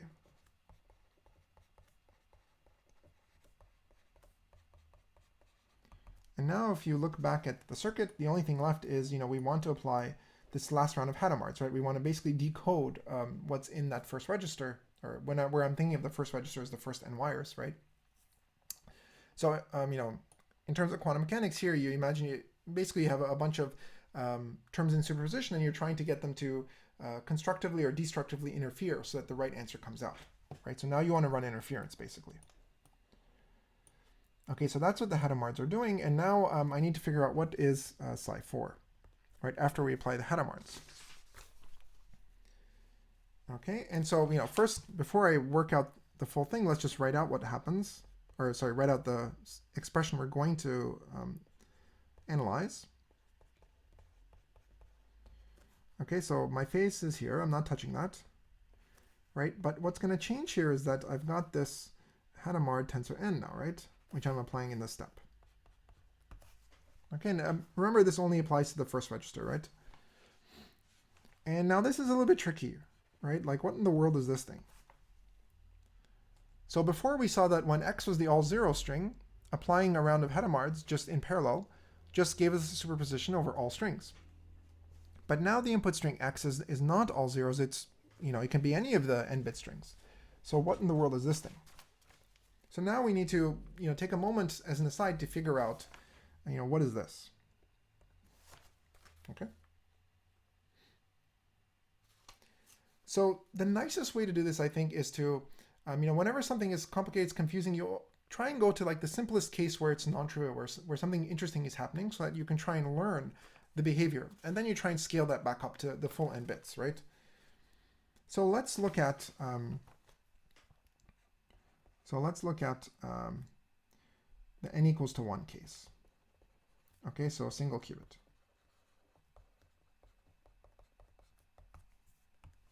Okay, so what does Hadamard times x look like when, there's just x is a single bit? Okay, so recall that if I do x of 0 equals to plus and h of 1 equals to minus, right? So this is kind of like second lecture. The second lecture, or maybe third, I think second lecture. Yep. Okay, so, but I don't want to write it like this, right? This is a case analysis. I have two equations. I want to write it as one equation. Okay. So equivalently, I could rewrite this in a more clever way as follows. So if I have h times x1, and again, for clarity, this is just a single bit right now. I could rewrite this as 1 over root 2, right? Because plus minus have this 1 over root 2 factor. And they both have 0 and 1 showing up in the expansion, right, in the standard basis. So I need to have a sum over standard basis terms, right? So here's z1. I need to have both of those terms showing up in the expansion. The only question is, what is the phase that goes in the middle, right? Is it a plus 1 or is it a minus 1? So I should have a minus 1 here that's going to be conditional on some cleverly chosen exponent, right? So let's stare at this, right? When do I get a minus 1 kicked out? Well, the only time this happens, basically, is when the input is a 1, and in the expansion of the minus state, the term in the ket is also a 1, okay? Otherwise, the phase is always a plus 1. So what I want here is that I want this thing to equal x1 times z1. Okay, so that only when x1 is a 1, like here, and in the expansion, the term in the ket is a 1, that's the only time you should see a minus 1 coming out. Okay?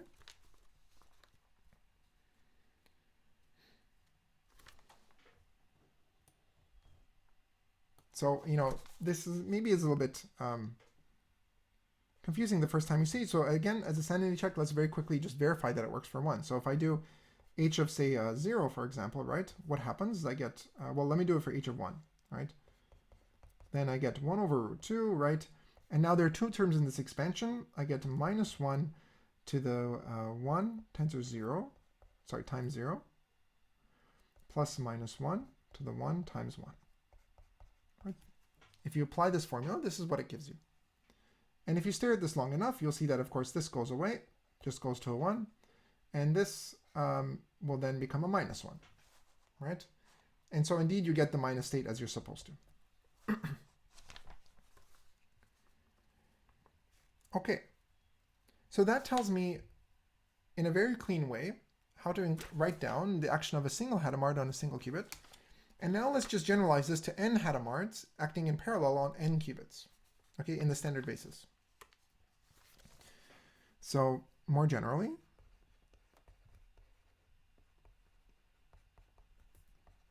when x equals to, x1 dot dot dot xn, so it's a sequence of n bits in this set.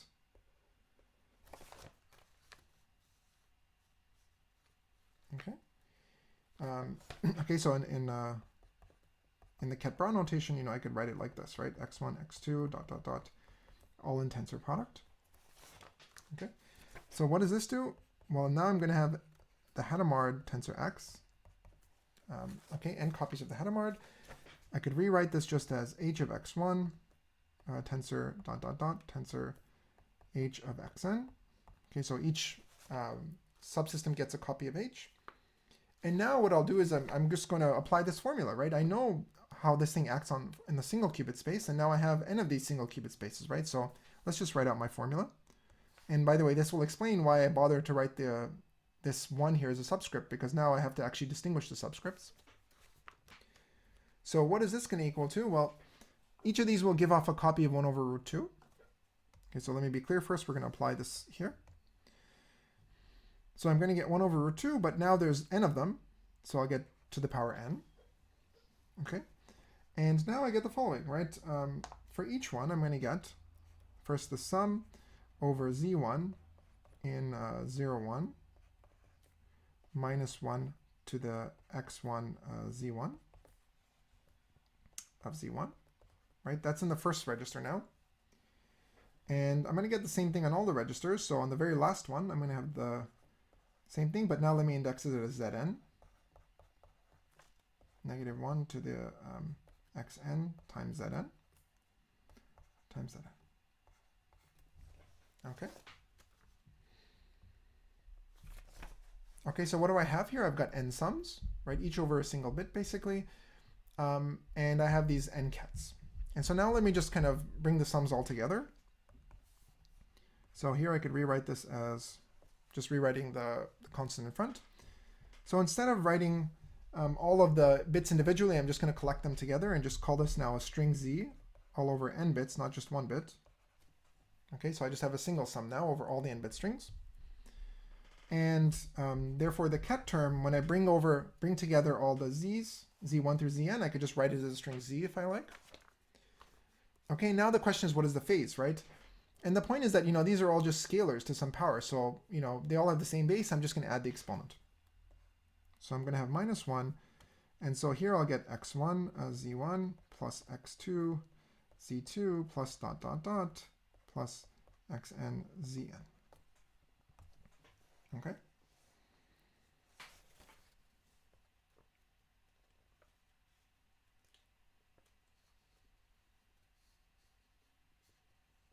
Okay, so, and let me remind you here, right, that this is, we can assume that we're doing addition mod 2. Okay, so why is it addition mod 2? Well, I mean, look at the base, right? The base is, minus 1, right? So all I really care about is the exponent even or odd, essentially, right? I mean, beyond that, I could care less, right? It's not going to make a difference. So I can just view this as addition mod 2. And so I could rewrite this just to make it slightly easier. Rather than expanding out the full thing, I could rewrite it as z equals to this thing here, minus 1. And again, I'll write this. I'll introduce. So this is, literally, this is just equal to the inner product of strings x, z, mod 2. Okay, so literally it just equals to, x1, z1 plus dot, dot, dot. So you might as well just, use XORs, of course. xn, zn. That's what this is. Okay. So just for brevity, I'll just write it as this inner product. And so in your head, you could think of it as the inner product between these strings defined this way. Okay, so that's what happens when I have an arbitrary string x and I apply n Hadamard's to it in parallel. Okay, why in the world were we talking about this? Well, remember that in Sci4, what happened is that I wanted to apply Hadamard tensor n to my superposition, right? Right here, we were over here. I had run the oracle. I did my phase kickback. Now I wanted to decode the first register. So I wanted to figure out what's going to happen when I apply these Hadamards. What kind of interference effect or pattern is going to come out? Okay, and so I can apply this formula, which I have now, right? So let me just rewrite this here. Remember that this is just H tensor n applied to x, right? So this is kind of a formula you can keep in mind moving forward in the course. I'm pretty sure it will show up at least a few more times. Okay. So what does this mean? Let's rewrite Sci4 now. Remember that this is nothing other than 1 over 2 to the n over 2, sum over x in 0, 1 to the n, and minus 1 to the f of x, Hadamard tensor n to the x. And, technically I'm carrying around this minus over here, but, I can kind of throw it out at this point because I'm never going to act on it again in the circuit. And it's in tensor product, right? So if you'll, look at this thing closely enough, whoops, you will see that, seriously, this minus sign can be factored out, so I could safely throw it away without affecting the rest of the expression. Let me just leave it in there right now just to keep life simple. Okay, So now I know exactly what this equals, right? Because I have a formula in this big blue box right above it. So let's just plug this in. Okay, I'm going to get 1 over 2 to the n over 2, sum over x. Again, minus 1 to the f of x. And now let me put in red the new part. 1 over 2 to the n over 2, the sum over z now in 0, 1 to the n minus 1 to the x dot z, right? Inner product mod 2 of z. And then, you know, the good old minus we're still carrying around. Okay. And so, you know, stare at this for a little bit. Ask yourself, you know, what can you kind of put together to simplify? Well, you know, I have these two sums. I might as well put them together. And, you know, these minus 1 and this minus 1, I can add their exponents, right? So let's do that. And I also have 2 copies of this 1 over 2 to the n over 2. Let's bring those together. So I'll get 1 over 2 to the n from the 2 copies of 1 over 2 to the n over 2. I'm going to have 2 sums. Sum over z in 0, 1 to the n. Sum over x in 0, 1 to the n. All right. And then I'm going to add up the exponents of the minus 1 terms. So I'm going to get f of x.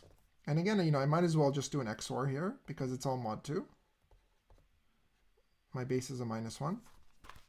Okay. And then z and minus.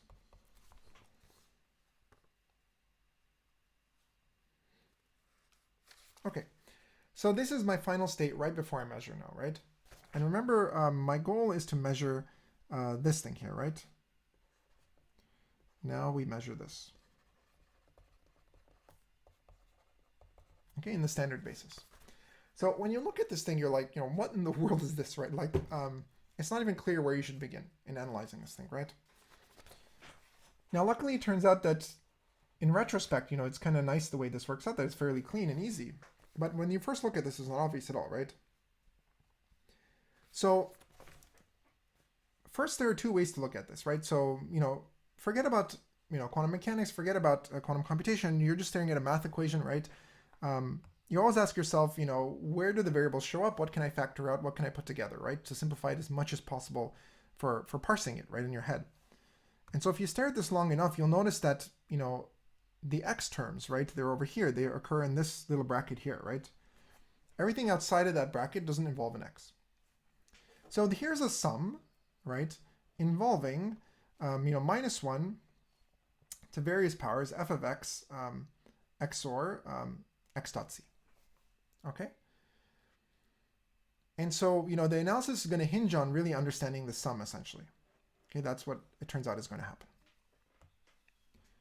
So again, we have to do a case analysis. Let's assume first that f is constant. Okay? If f is constant, the only place it shows up here is in this exponent here, right? F of x. It's constant. It doesn't depend on x, right? So that means that, you know, I can remove this f of x. I could factor it out now. Okay? So that means that, well, let me give this now an equation name, like star by star. Psi 4 equals to what? Well, it's the exact same thing. Well, okay, let me just factor out minus 1 to the f of x. Sorry, it doesn't matter which one I choose, right? It's constant.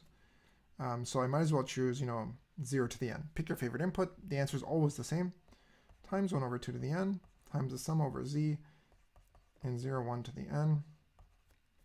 Let me keep this in green because I want to emphasize that this is a separate sum. Okay, x dot z. Okay, so this is the expression you get. Okay, and now, okay, there are kind of 2 ways to do this. I want to, you know, hint at a trick we're going to use later in the same lecture because it's a nice trick to remember. What have you got here, right? You've got a sum over all n-bit strings, and every time in the sum you have, you know, either you're going to have minus 1 or plus 1, right? It just depends on what this exponent is. Is the exponent even or odd, basically? Okay. So stare at this for a second. What do you have? You have, you know, if I just stare at this one bracket, z is fixed, right? I mean, the sum over z is outside. So for any fixed z, I can look at this inner sum. So fix z, and now I'm taking an inner product of z with basically all the n-bit strings x, one by one, right? So here's a nice fact, right?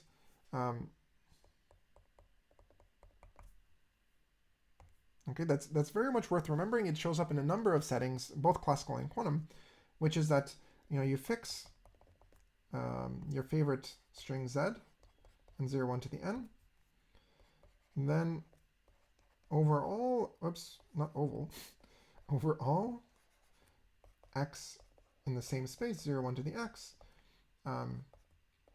this inner product function, mod 2, of course, equals 0 and 1 an equal number of times. Okay, this is an informal way of writing it. What I mean to say is that, you know, this input space x, you could always partition it into two sets, basically, so that of equal size, so that on precisely half the choices of x, the inner product is going to be 0, and on the other half of the choice of inputs x, the inner product will be 1. Okay, and exactly what those two sets are will, of course, depend on the choice of z. The point is that half the time in the sum, you're going to get a 0 up here, and half the time you're going to get a 1, right? So that means that in general, you know, this sum is going to go to 0, because half the time, you know, if the exponent is 0 or 1, an equal number of times, then the base, you're going to see the same number of minus 1s in the sum, the same number of plus 1s in the sum, so it's going to cancel, okay? Except, right, except for one case. There's only one case where this sum will not cancel out. So what is that case? Well, the only way you can prevent that cancellation from happening is if, you know, I have no control over x, right? X is in the sum. But what I do have control over is z, right? Z is a fixed string. So if z is the all 0 string, then, you know, the exponent is always 0, right?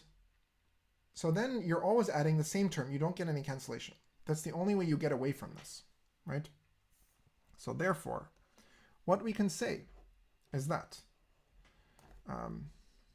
unless f of x, sorry, let me not scroll down that much so you could still see the expression, right? Unless f of, sorry, unless, where have I seen this? Okay, anyway, so unless z equals to 0, 0 to the n, right? On the sum over x over all 0, 1 to the n of minus 1 to the x dot z, right? This equals to 0, right? So that means that, you know, here I had a superposition over many terms z. Whenever z is not equal to the all 0 string, right, that term dies off because this sum goes to 0.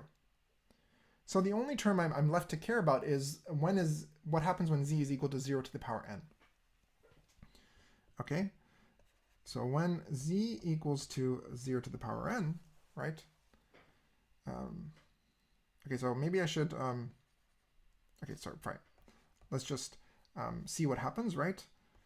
Then the sum over x of this thing, this is negative 1, and then what is it? Well, it's x dot, you know, 0 to the n, right? And so the inner product of 0 is always 0. So the exponent is 0, and therefore minus 1 to the 0 is just 1, right? So I just get this, right? Of 1. And well, how many terms are there in the sum? Well, there are 2 to the n, right? It's the number of n-bit strings. So then what you see is that, you know, when I plug, you know, these two cases into this expression here, this means that, you know, I had a sum over z. The only term I care about is when z is all zeros. And in that case, you know, this sum evaluates 2 to the power n. For any other choice of z, this thing goes to 0. And you might be worried about that funny 2 to the power n. Things are supposed to be normalized, but, you know, lucky for you, there's this 1 over 2 to the power n sitting outside, right? That makes sure it stays normalized. So therefore, if I plug into this thing, right, what I get is that psi 4 equals to minus 1 to the f of 0n. And let me be clear, this minus 1 is a global phase. I'm just keeping it around for now for just to be precise, but, you know, ultimately you could forget about it at this point. You don't have to keep writing it. And what you're going to get is 1 over 2 to the n, right? The sum over z can disappear. I'll have 2 to the power n, right, times 0 to the n times minus. Okay, so this is proportional to, and let me get rid of that phase in front now because I don't care. This is proportional to just 0 to the n minus. Okay? So what we conclude is that, therefore, measuring the first register when f is constant always yields 0 to the n with certainty. Okay, so this thing is always going to give you this answer. So this is the short and the long of it, right, if you will. Okay.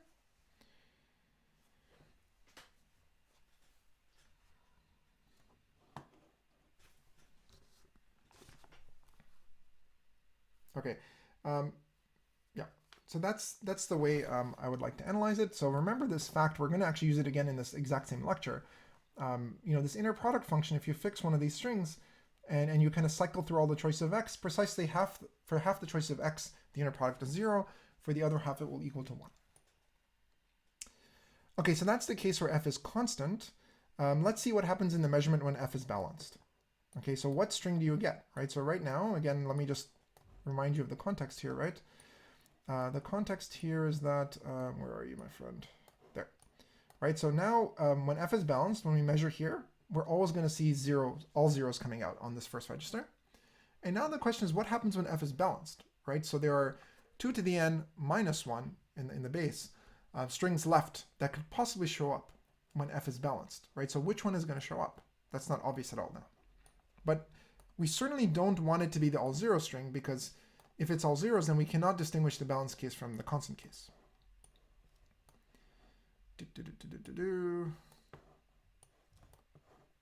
Okay, good. So here's case 2. F is balanced. Okay.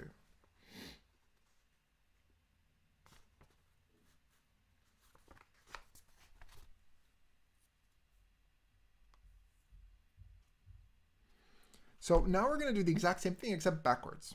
Okay. So when f was constant, we saw that all the weight in the sum, right? So let's just go back to this expression here, right? Psi 4, when f was constant, right, we were able to factor out this expression here. Well, let me go just a bit higher right here. When f was constant, then, this exponent here was the same no matter the choice of x, so I just factored it out. So we got this expression, right? And then we saw that all the weight was really on the all zeros term. Now, intuitively, when I measure for the balanced case, I want to never see all zeros so that I can distinguish it from the constant case. So intuitively, when I check the amplitude on the all zeros term in the balanced case, I should have an amplitude of just 0. There should be no weight on it. Okay? So let's just do that check now. Okay, so intuitively, or intuition, we expect the amplitude on 0 to the n to be 0. Okay, you should never see this output now. At least if you believe my claim that this algorithm actually works. Okay. So what do we do? Let's look at, let me remind you what that expression looked like, right?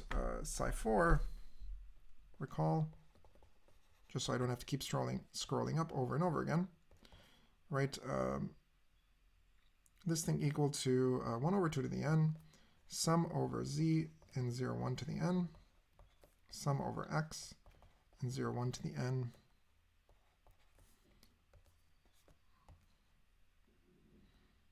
minus 1 to the f of x now. So remember that's back there now, x dot z. You should have a z here and a minus, right? Okay. And now, of course, before what we did is, when f was constant, we were able to factor this that exponent out. But now, of course, we cannot factor out the minus 1. F of x term, because now it really depends on the choice of x. Half the time it's f of x is 0, half the time it's 1. But now, again, let's just focus on the case where, when z is 0, right? What's the probability in this double sum here? How much weight is on the all 0 term? So, so the question is, how much weight or amplitude on z equals to all zeros, right? Because this dictates what is the probability of seeing that outcome. So let's just plug in z equal to 0 into this expression here and see what is the weight of the resulting vector, right? So I get 1 over 2 to the n times the sum over z. Oh, sorry, there's no sum over z, right? Because I'm assuming now z is all zeros.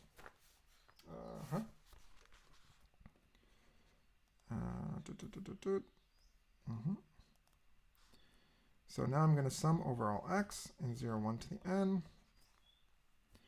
of minus 1 to what? Well, f of x, of course, doesn't change. But now, of course, I have x dot, and I'm just fixing z to be all zeros because I want to know what are the odds of seeing all zeros. And so what is this? Well, you know, this, of course, kills off the term on the right. So this is, of course, going to go to 0.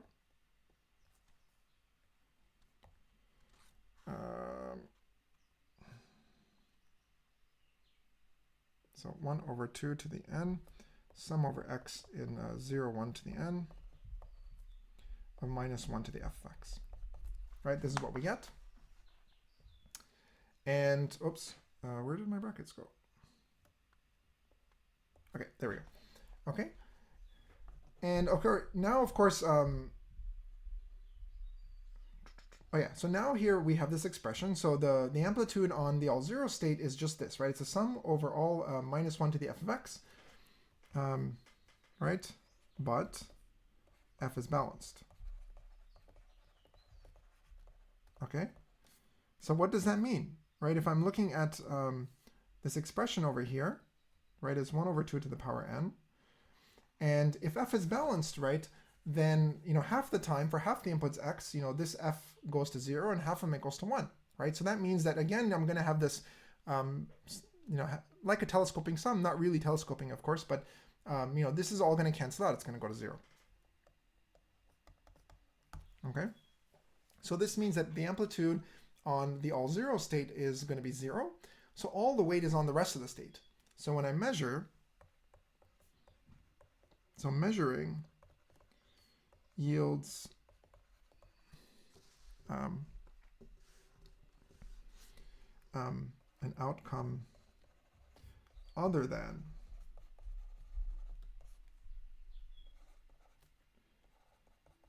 and this is again with certainty. Okay.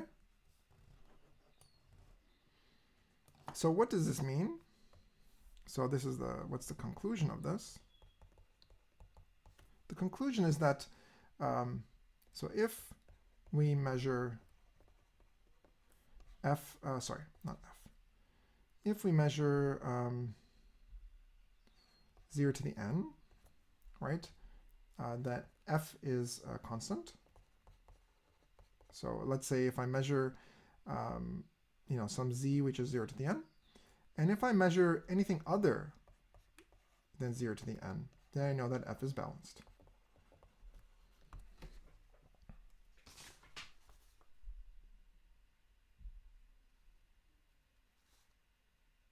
Okay. And so that's it. That's the analysis of the Deutsch-Josza algorithm. Again, the key point was that let me just take you back to the circuit. Or will I? Let's see. So I think what's happening here is that as I get towards the ends of the lectures, you know, this whiteboard gets big enough that it starts to get very laggy, right? And as you can see, it takes me a while to respond. So what I'm probably going to do in a second is just start with a fresh whiteboard for the remainder of the lecture just to keep it responsive.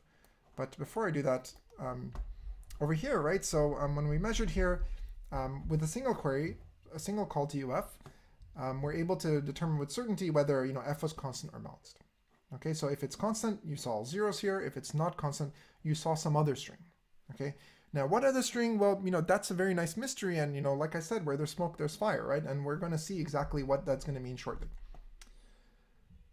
Okay, so before I do that, though, we have to again do a check, right? I mean, so we're claiming that with one query, quantumly, we're able to do this. So how difficult is it to do this classically, right?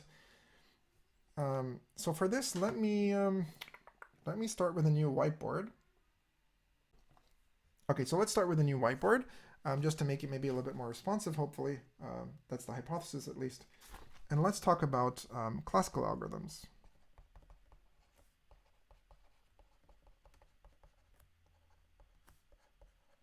For this Deutsch-Josza problem.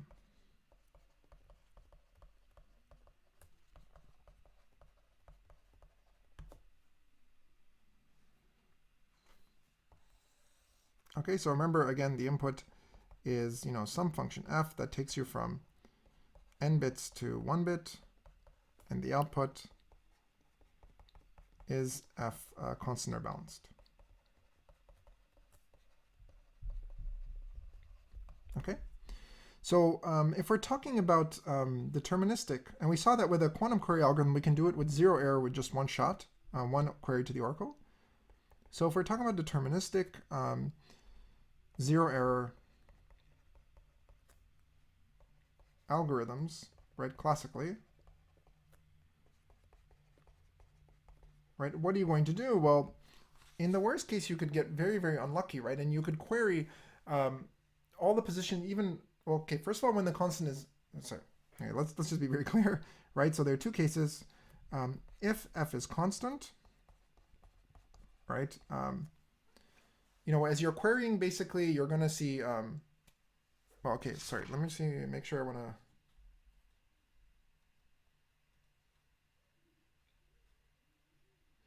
yeah, so maybe I shouldn't write it this way. All I really want to say here is that, if you have a classical algorithm that's making queries that's deterministic, right, so it's always going to do the same sequence of queries, right, then you could always, for any fixed deterministic algorithm, you could always, build an oracle, right, for some f, right, that makes the algorithm very, very unlucky. So that, the first half, the first 2 to the n over 2 positions or inputs the algorithm queries the oracle on, maybe it makes sure that it always outputs 0, and then when you just cross that halfway point where you've seen just over half the inputs, then it gives you a 1, right? That's kind of the worst case, right? So if the algorithm halted basically before trying at least kind of half all the possible inputs, it would never know that this thing is going to be balanced, right? You would really have to query at least half the inputs. Okay, so, I'm waving my hands here, but essentially that allows you to argue that classically, you really have to query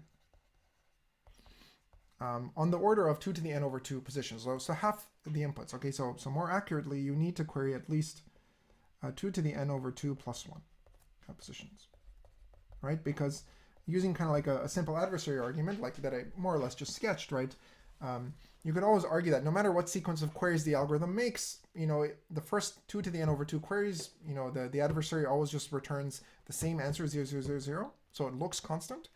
But only when you make, this, you go over the halfway point, and I'm forced to start acting like it's balanced, then I could switch the answer and make it a 1. Okay, so until you make this many queries, you're never going to be able to tell this thing is balanced.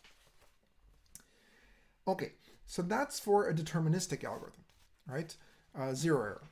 But of course, classically, we could also use randomness, right? And randomized algorithms.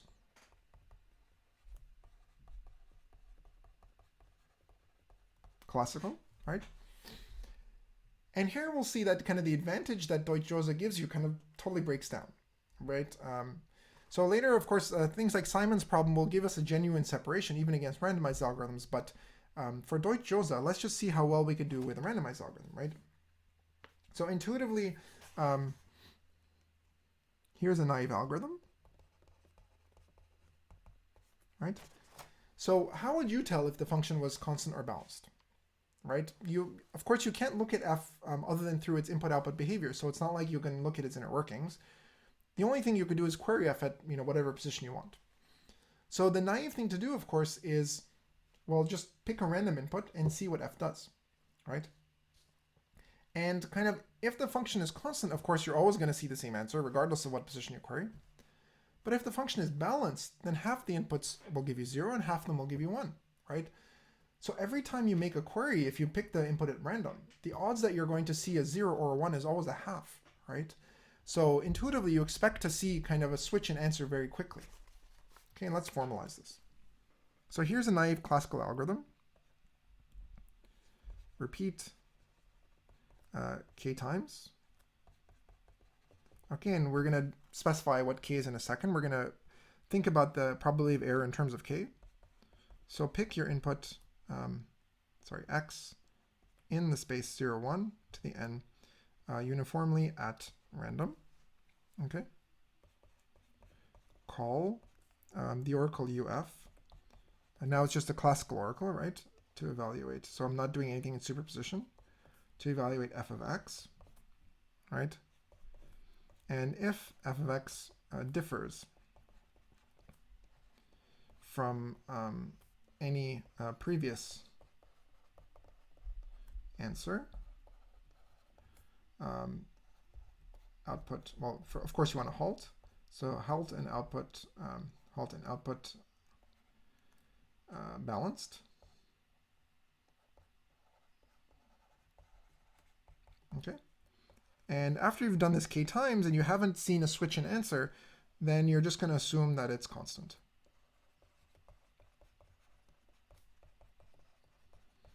Okay. So this is just an extremely naive, very simple algorithm. And let's just see what are the odds that this thing succeeds, right?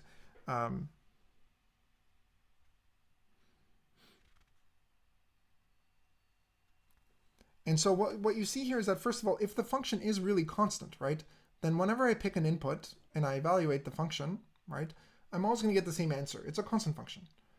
And so I'm never going to ever run line C, right, because, I'll never see differing answers.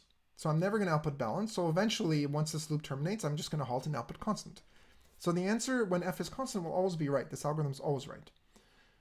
But if f is balanced, right, I mean, maybe I'll get very unlucky, right? And so maybe all k choices I made of x, right, maybe all those guys gave me the same output under f. And so it's going to look like the function is constant. I'm never going to run this in that case. And I'm also going to think it's constant. I'm going to output line 2.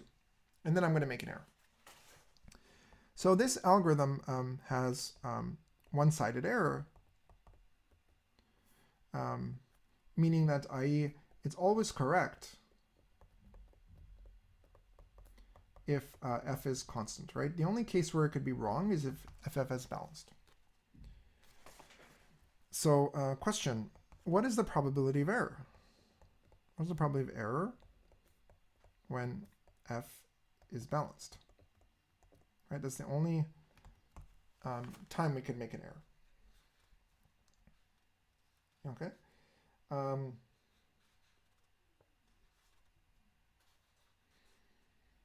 So intuitively, how do we get an error, right?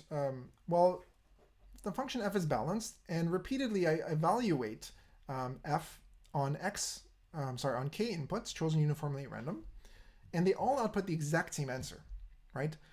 So, for example, what are the odds of me seeing k zeros in a row? Well, each time I do it, the odds are a half. So when I do this n times, the odds that I see only zeros is going to be a half to the power k, right? I keep getting the same answer and over again. Okay, so so intuition, if f is balanced, the probability that f of x is equal to 0, given that x is chosen uniformly at random, right? That's what UAR means. It's always a half, right? If I pick x uniformly, the probability that I get fx equal to 0 is a half. Therefore, the probability that f of x1 equals to ... f of xk, so all of the trials, right, they all equal to 0, right? Given that xi are uniformly at random, right? What is this? Well, it's just the product of these, right? It's 1/2 to the power k. Okay? So the probability of kind of seeing all the outputs the same over and over again decreases very quickly, right, with k, the number of trials, exponentially quickly. Good.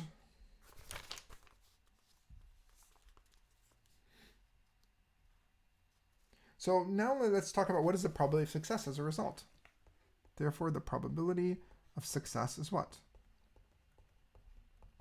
Okay. Well, okay. In order to do this, right, I do have to specify kind of a distribution over the choice of f, right, the input, right? So suppose with probability a half, we f is constant, and with probability a half, f is balanced. Okay, so I have to tell you what the distribution is over the possible inputs, right? So then what is the probability of success of this algorithm? How does it scale with k? Okay, well, first there are two choices, right? So we have to condition on whether or not f is constant or balanced, right? So what's the probability first that f is constant times the probability that I output the correct answer, which is constant, right? Given that f was constant. Okay, plus the probability that f is balanced times the probability that I output the right answer, meaning balanced, given that f is balanced. Okay. And so what is the probability that f is constant or balanced? First, this term here and this term here. Well, by assumption, I'm assuming each of these is a half, right? So I have a half times something plus a half times something. Okay. And the question is kind of what goes here. And now, assuming that f is constant, what is the probability that the algorithm returns constant? Well, we just said that it's actually 1, right? Because the algorithm is just going to pick a k inputs at random to apply the function f2. Because the function is constant, it's always going to get the same answer. So it will never run line C. And so it's going to run line 2 at some point and halt an output constant. So in this case, the probability that this thing outputs constant is actually 1, right? It's always going to be right. It's one-sided error, right? And now the only question is what happens here? What is the probability that I output balanced, assuming that f was actually balanced, right? And now here I have to write down the probability of error, basically, or the probability of getting it right. And the right expression is right, well, it's 1 minus my probability of error, right? What is my probability of error? Well, so technically, we wrote down this expression before, because that was the probability of getting all zeros in a row if I do k trials. But of course, I could have gotten all zeros, or I could have gotten all ones, right? There are really two ways to fail, not just one way to fail. And that's why, technically speaking, we have to put a -1 in its exponent, because there are two ways to fail. Okay. And now if you just expand this out, what you're going to get is just 1 minus 1 over 2 to the k. Ta-da! Okay. So this means that the probability of success rapidly approaches 1 exponentially quickly as the number of trials k is increased. Okay. So in particular, if you want to get within any constant, probably as close as you want to 1 for any constant of probability of success, you can just pick k to be a large enough constant, and this will work. Okay. And if you want to be, say, exponentially close to 1, then the number of trials you need is just a polynomial. Okay.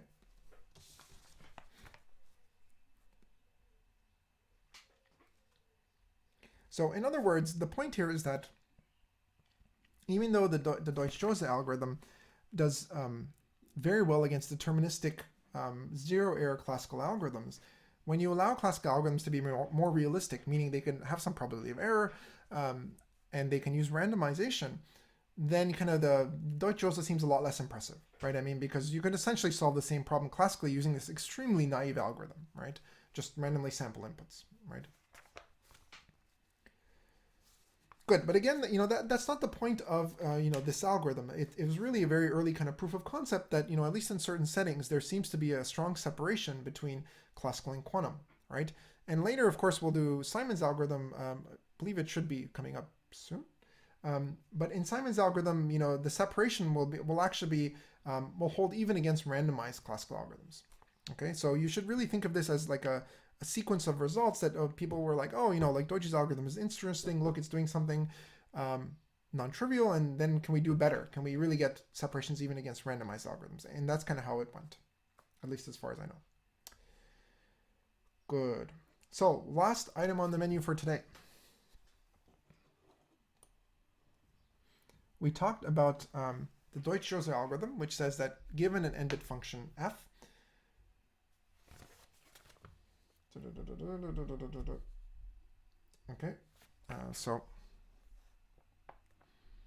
okay, let me state it first. Given an n-bit function f, is it constant or balanced? Okay, and what we saw is that when you measure the output register, when the function was constant, we saw that the output would always be an all zero string. And when the function was balanced, we were guaranteed to get a string that was not all zeros. But what particular string you got, we didn't actually figure out. And now we're going to do that last part. We're going to figure out what you're going to get. And then we're going to relabel the algorithm as by another name, the Bernstein-Vazirani algorithm.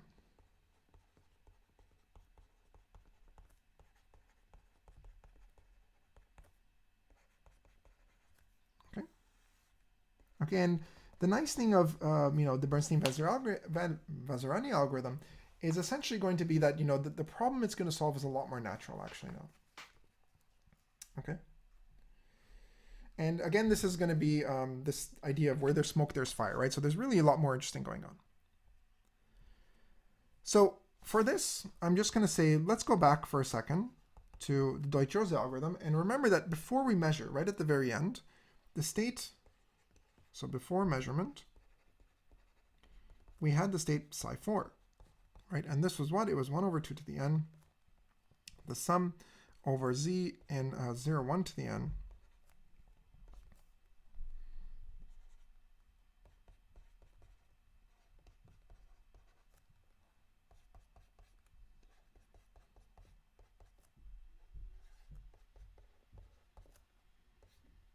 Sorry. Okay. Sorry. No. I want to put the bracket here. Okay. Okay, so this was the expression right before the measurement, right? And so the first thing right off the bat that you might have noticed is that, this expression here is really independent of f. What I mean by that is that, we made no assumption about the structure of f, right? We don't care at all what f is, right? You always get to this point in the calculation, right? This holds for any old function f taking n bits to 1 bit. Okay. So it could be, however, that if I restrict my attention not to just any old f, right, but to a specific choice of functions f, so a subclass of all the possible Boolean functions, then maybe that last measurement on z might give me some interesting information about f, right? More than just telling me if it's constant or balanced.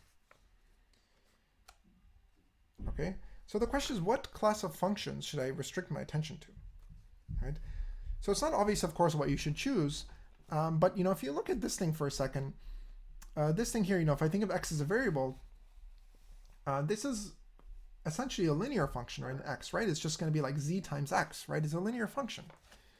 So maybe it makes sense to think of, let's also restrict f to be a linear function, okay? And see if this buys us anything. So question, what happens if we restrict attention to linear f? So what does that mean? By definition, that means that f of x equals to a dot x. Again, this is this Boolean inner product over strings.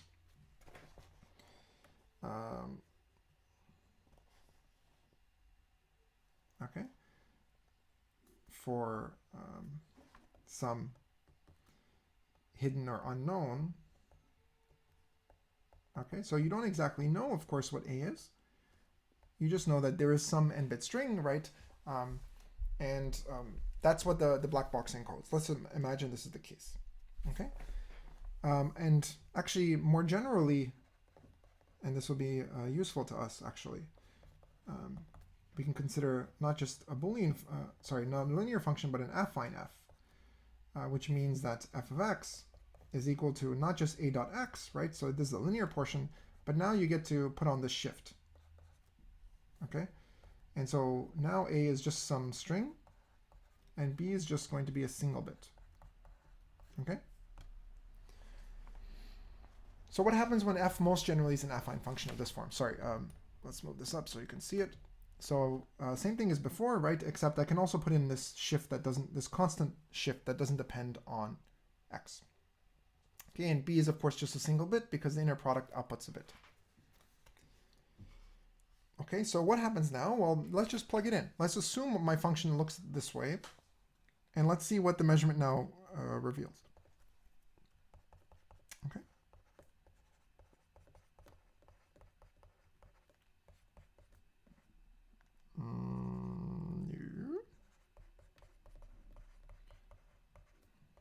So -1. And now what do I have? Well, technically speaking, I'm going to have a dot x, right? But I also have z dot x, right? I mean, so these are real numbers that, you know, I could flip the order of the inner product, you get the same answer, right? So I could rewrite this expression this way. Z minus. Okay.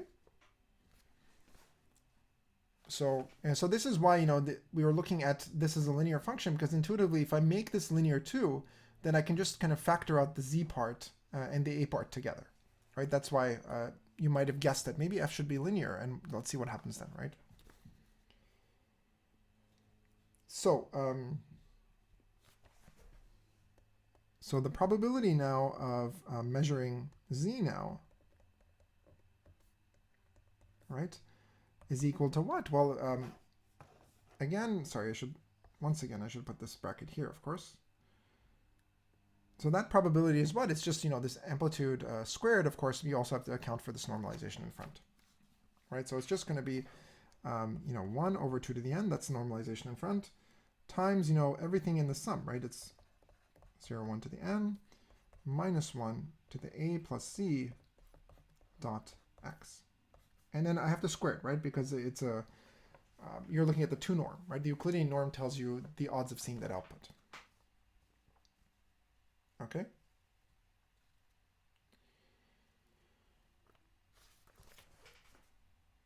Now, now we're going to play the exact same trick we played before, right? So remember I taught you this neat little trick that whenever I have a fixed string, so here's your fixed string, right? So this is fixed. Okay, and remember a is unknown. We have no idea what a is, because if I knew a, then of course I know essentially f up to the shift b. But you know, a plus z is some fixed number, right? The sum is only over x, has nothing to do with a or z. So here's a fixed string, but what I'm doing is I'm cycling over all the choices of x and bit strings x, and those are the exponents to this base -1, right? And remember our fact from before, right? The fact from before was that this inner product, half the time it will be 0 and half the time it will be 1, right? So again, this term in general will go to 0, right? So recall that a plus z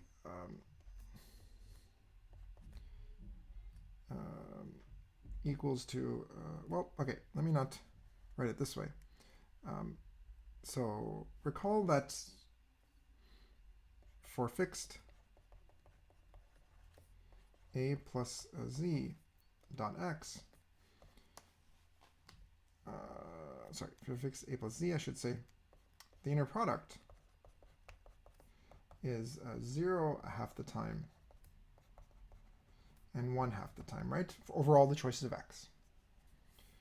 And of course this is unless the string on the left, a plus z, is equal to 0, right? Like if this is 0, then of course you don't get this half behavior, right? Then it's always going to be the inner product. If this is 0, the inner product is of course always 0. But if it's not 0, if it's anything other than 0, then you have this funny behavior.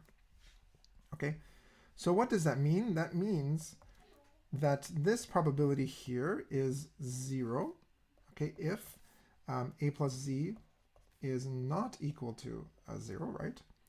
And otherwise, if it is equal to 0, then of course, just like before, we'll get -1 to the power 0. We'll add it 2 to the n times, but we'll divide out. So the probability of measuring, and this is XOR, right, is equal to 0. right? And here I should be a little bit careful. All these sums are going to be, okay, I should be just a bit careful here, right? Here, a plus z is bitwise XOR.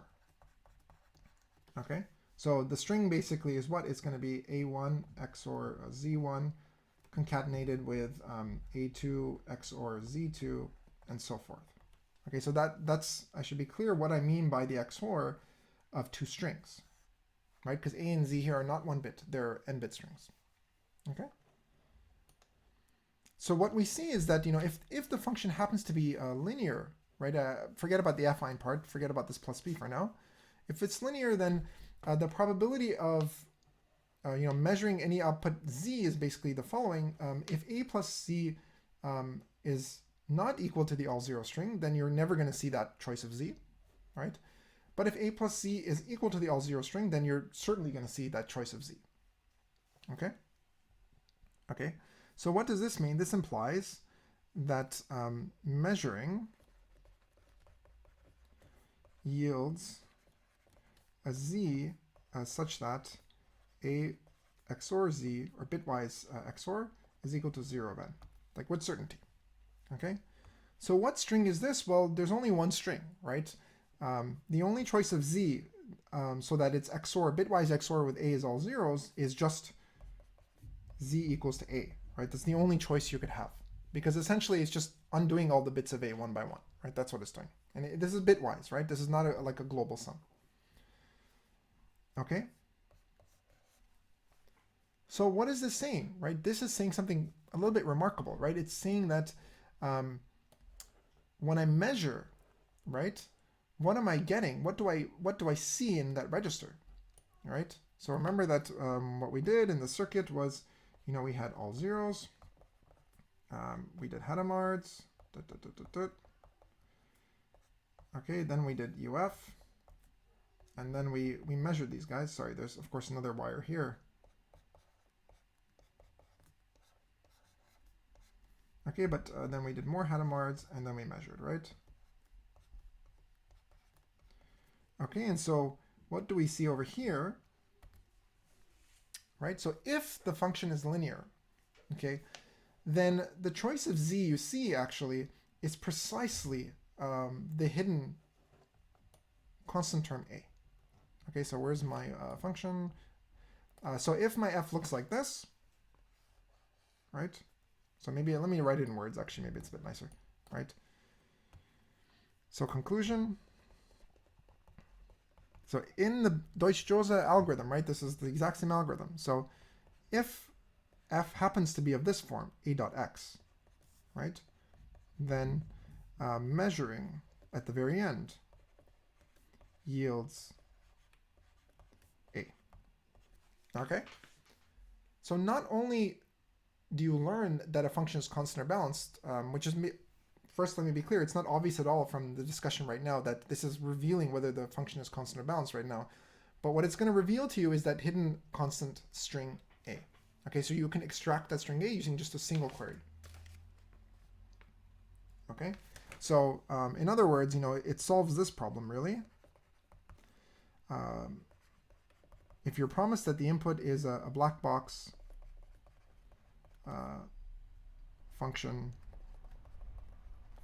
f of x equals to a dot x, and your goal is to solve, what is a, and remember this is an n-bit, it's some n-bit string. Okay, so that's really what the Deutsch-Josza algorithm is doing, right? It's extracting, when the function is a linear function, it's extracting that constant in front. Okay, and there's an exercise here. I think it's a nice exercise. Maybe in the interest of time, I will, well, let's see. Maybe in the interest of time, we'll leave that to the tutorial, right? That this same analysis essentially goes through when instead of having a dot x, right? So more generally, so this works if f is affine. Okay, so in other words, if you give me some black box function f, which has some unknown a, right, which is an n-bit string, and some single bit b, which is also unknown, it will be able to extract a for me. Okay, it won't be able to extract b, but it will be able to extract a. Okay, so let's go full circle now, and let's see how the Bernstein-Vazirani algorithm, or the analysis of that, basically ties into what we saw about in terms of Deutsch-Josza and this constant versus balanced idea. Okay. Okay, so case 1. And of course here we're going to restrict ourselves to affine functions.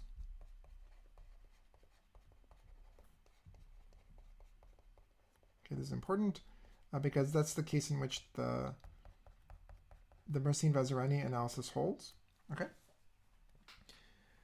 So in case 1, right, what did we see? In Deutsch-Josza, we saw two cases, right? When I measure, I either saw all zeros or I saw something that's not all zeros, right? And what we saw in the Bernstein-Vazirani analysis basically is that, if I input a function of this form, a.x and plus b, that's the exercise, we didn't do this, what it will output is, just the string all a, right? So what was the case where, what does it mean to read all zeros? Well, it just means that a is all zeros, right?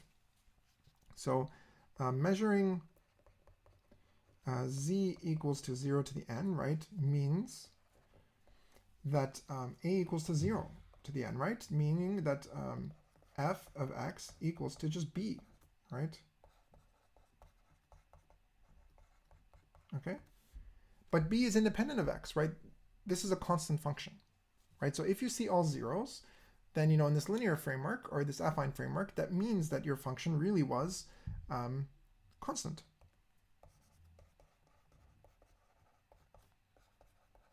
Okay.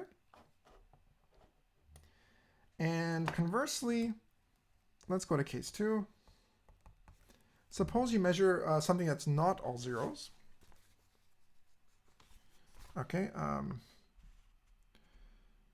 So suppose f of x is equal to ax plus b for a not equal to 0 to the n. No. Right?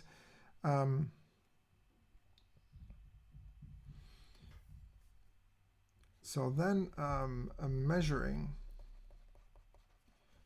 yields z equals to a not equal to 0 to the n. Okay?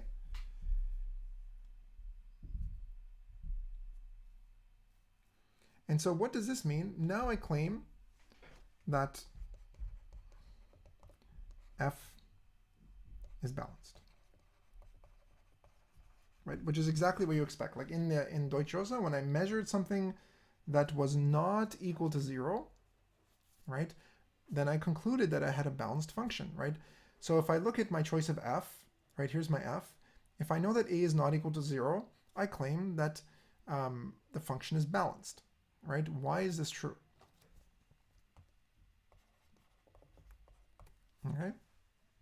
So maybe it's a bit easier if you kind of ignore this b for a second. Just imagine b is 0 for a second.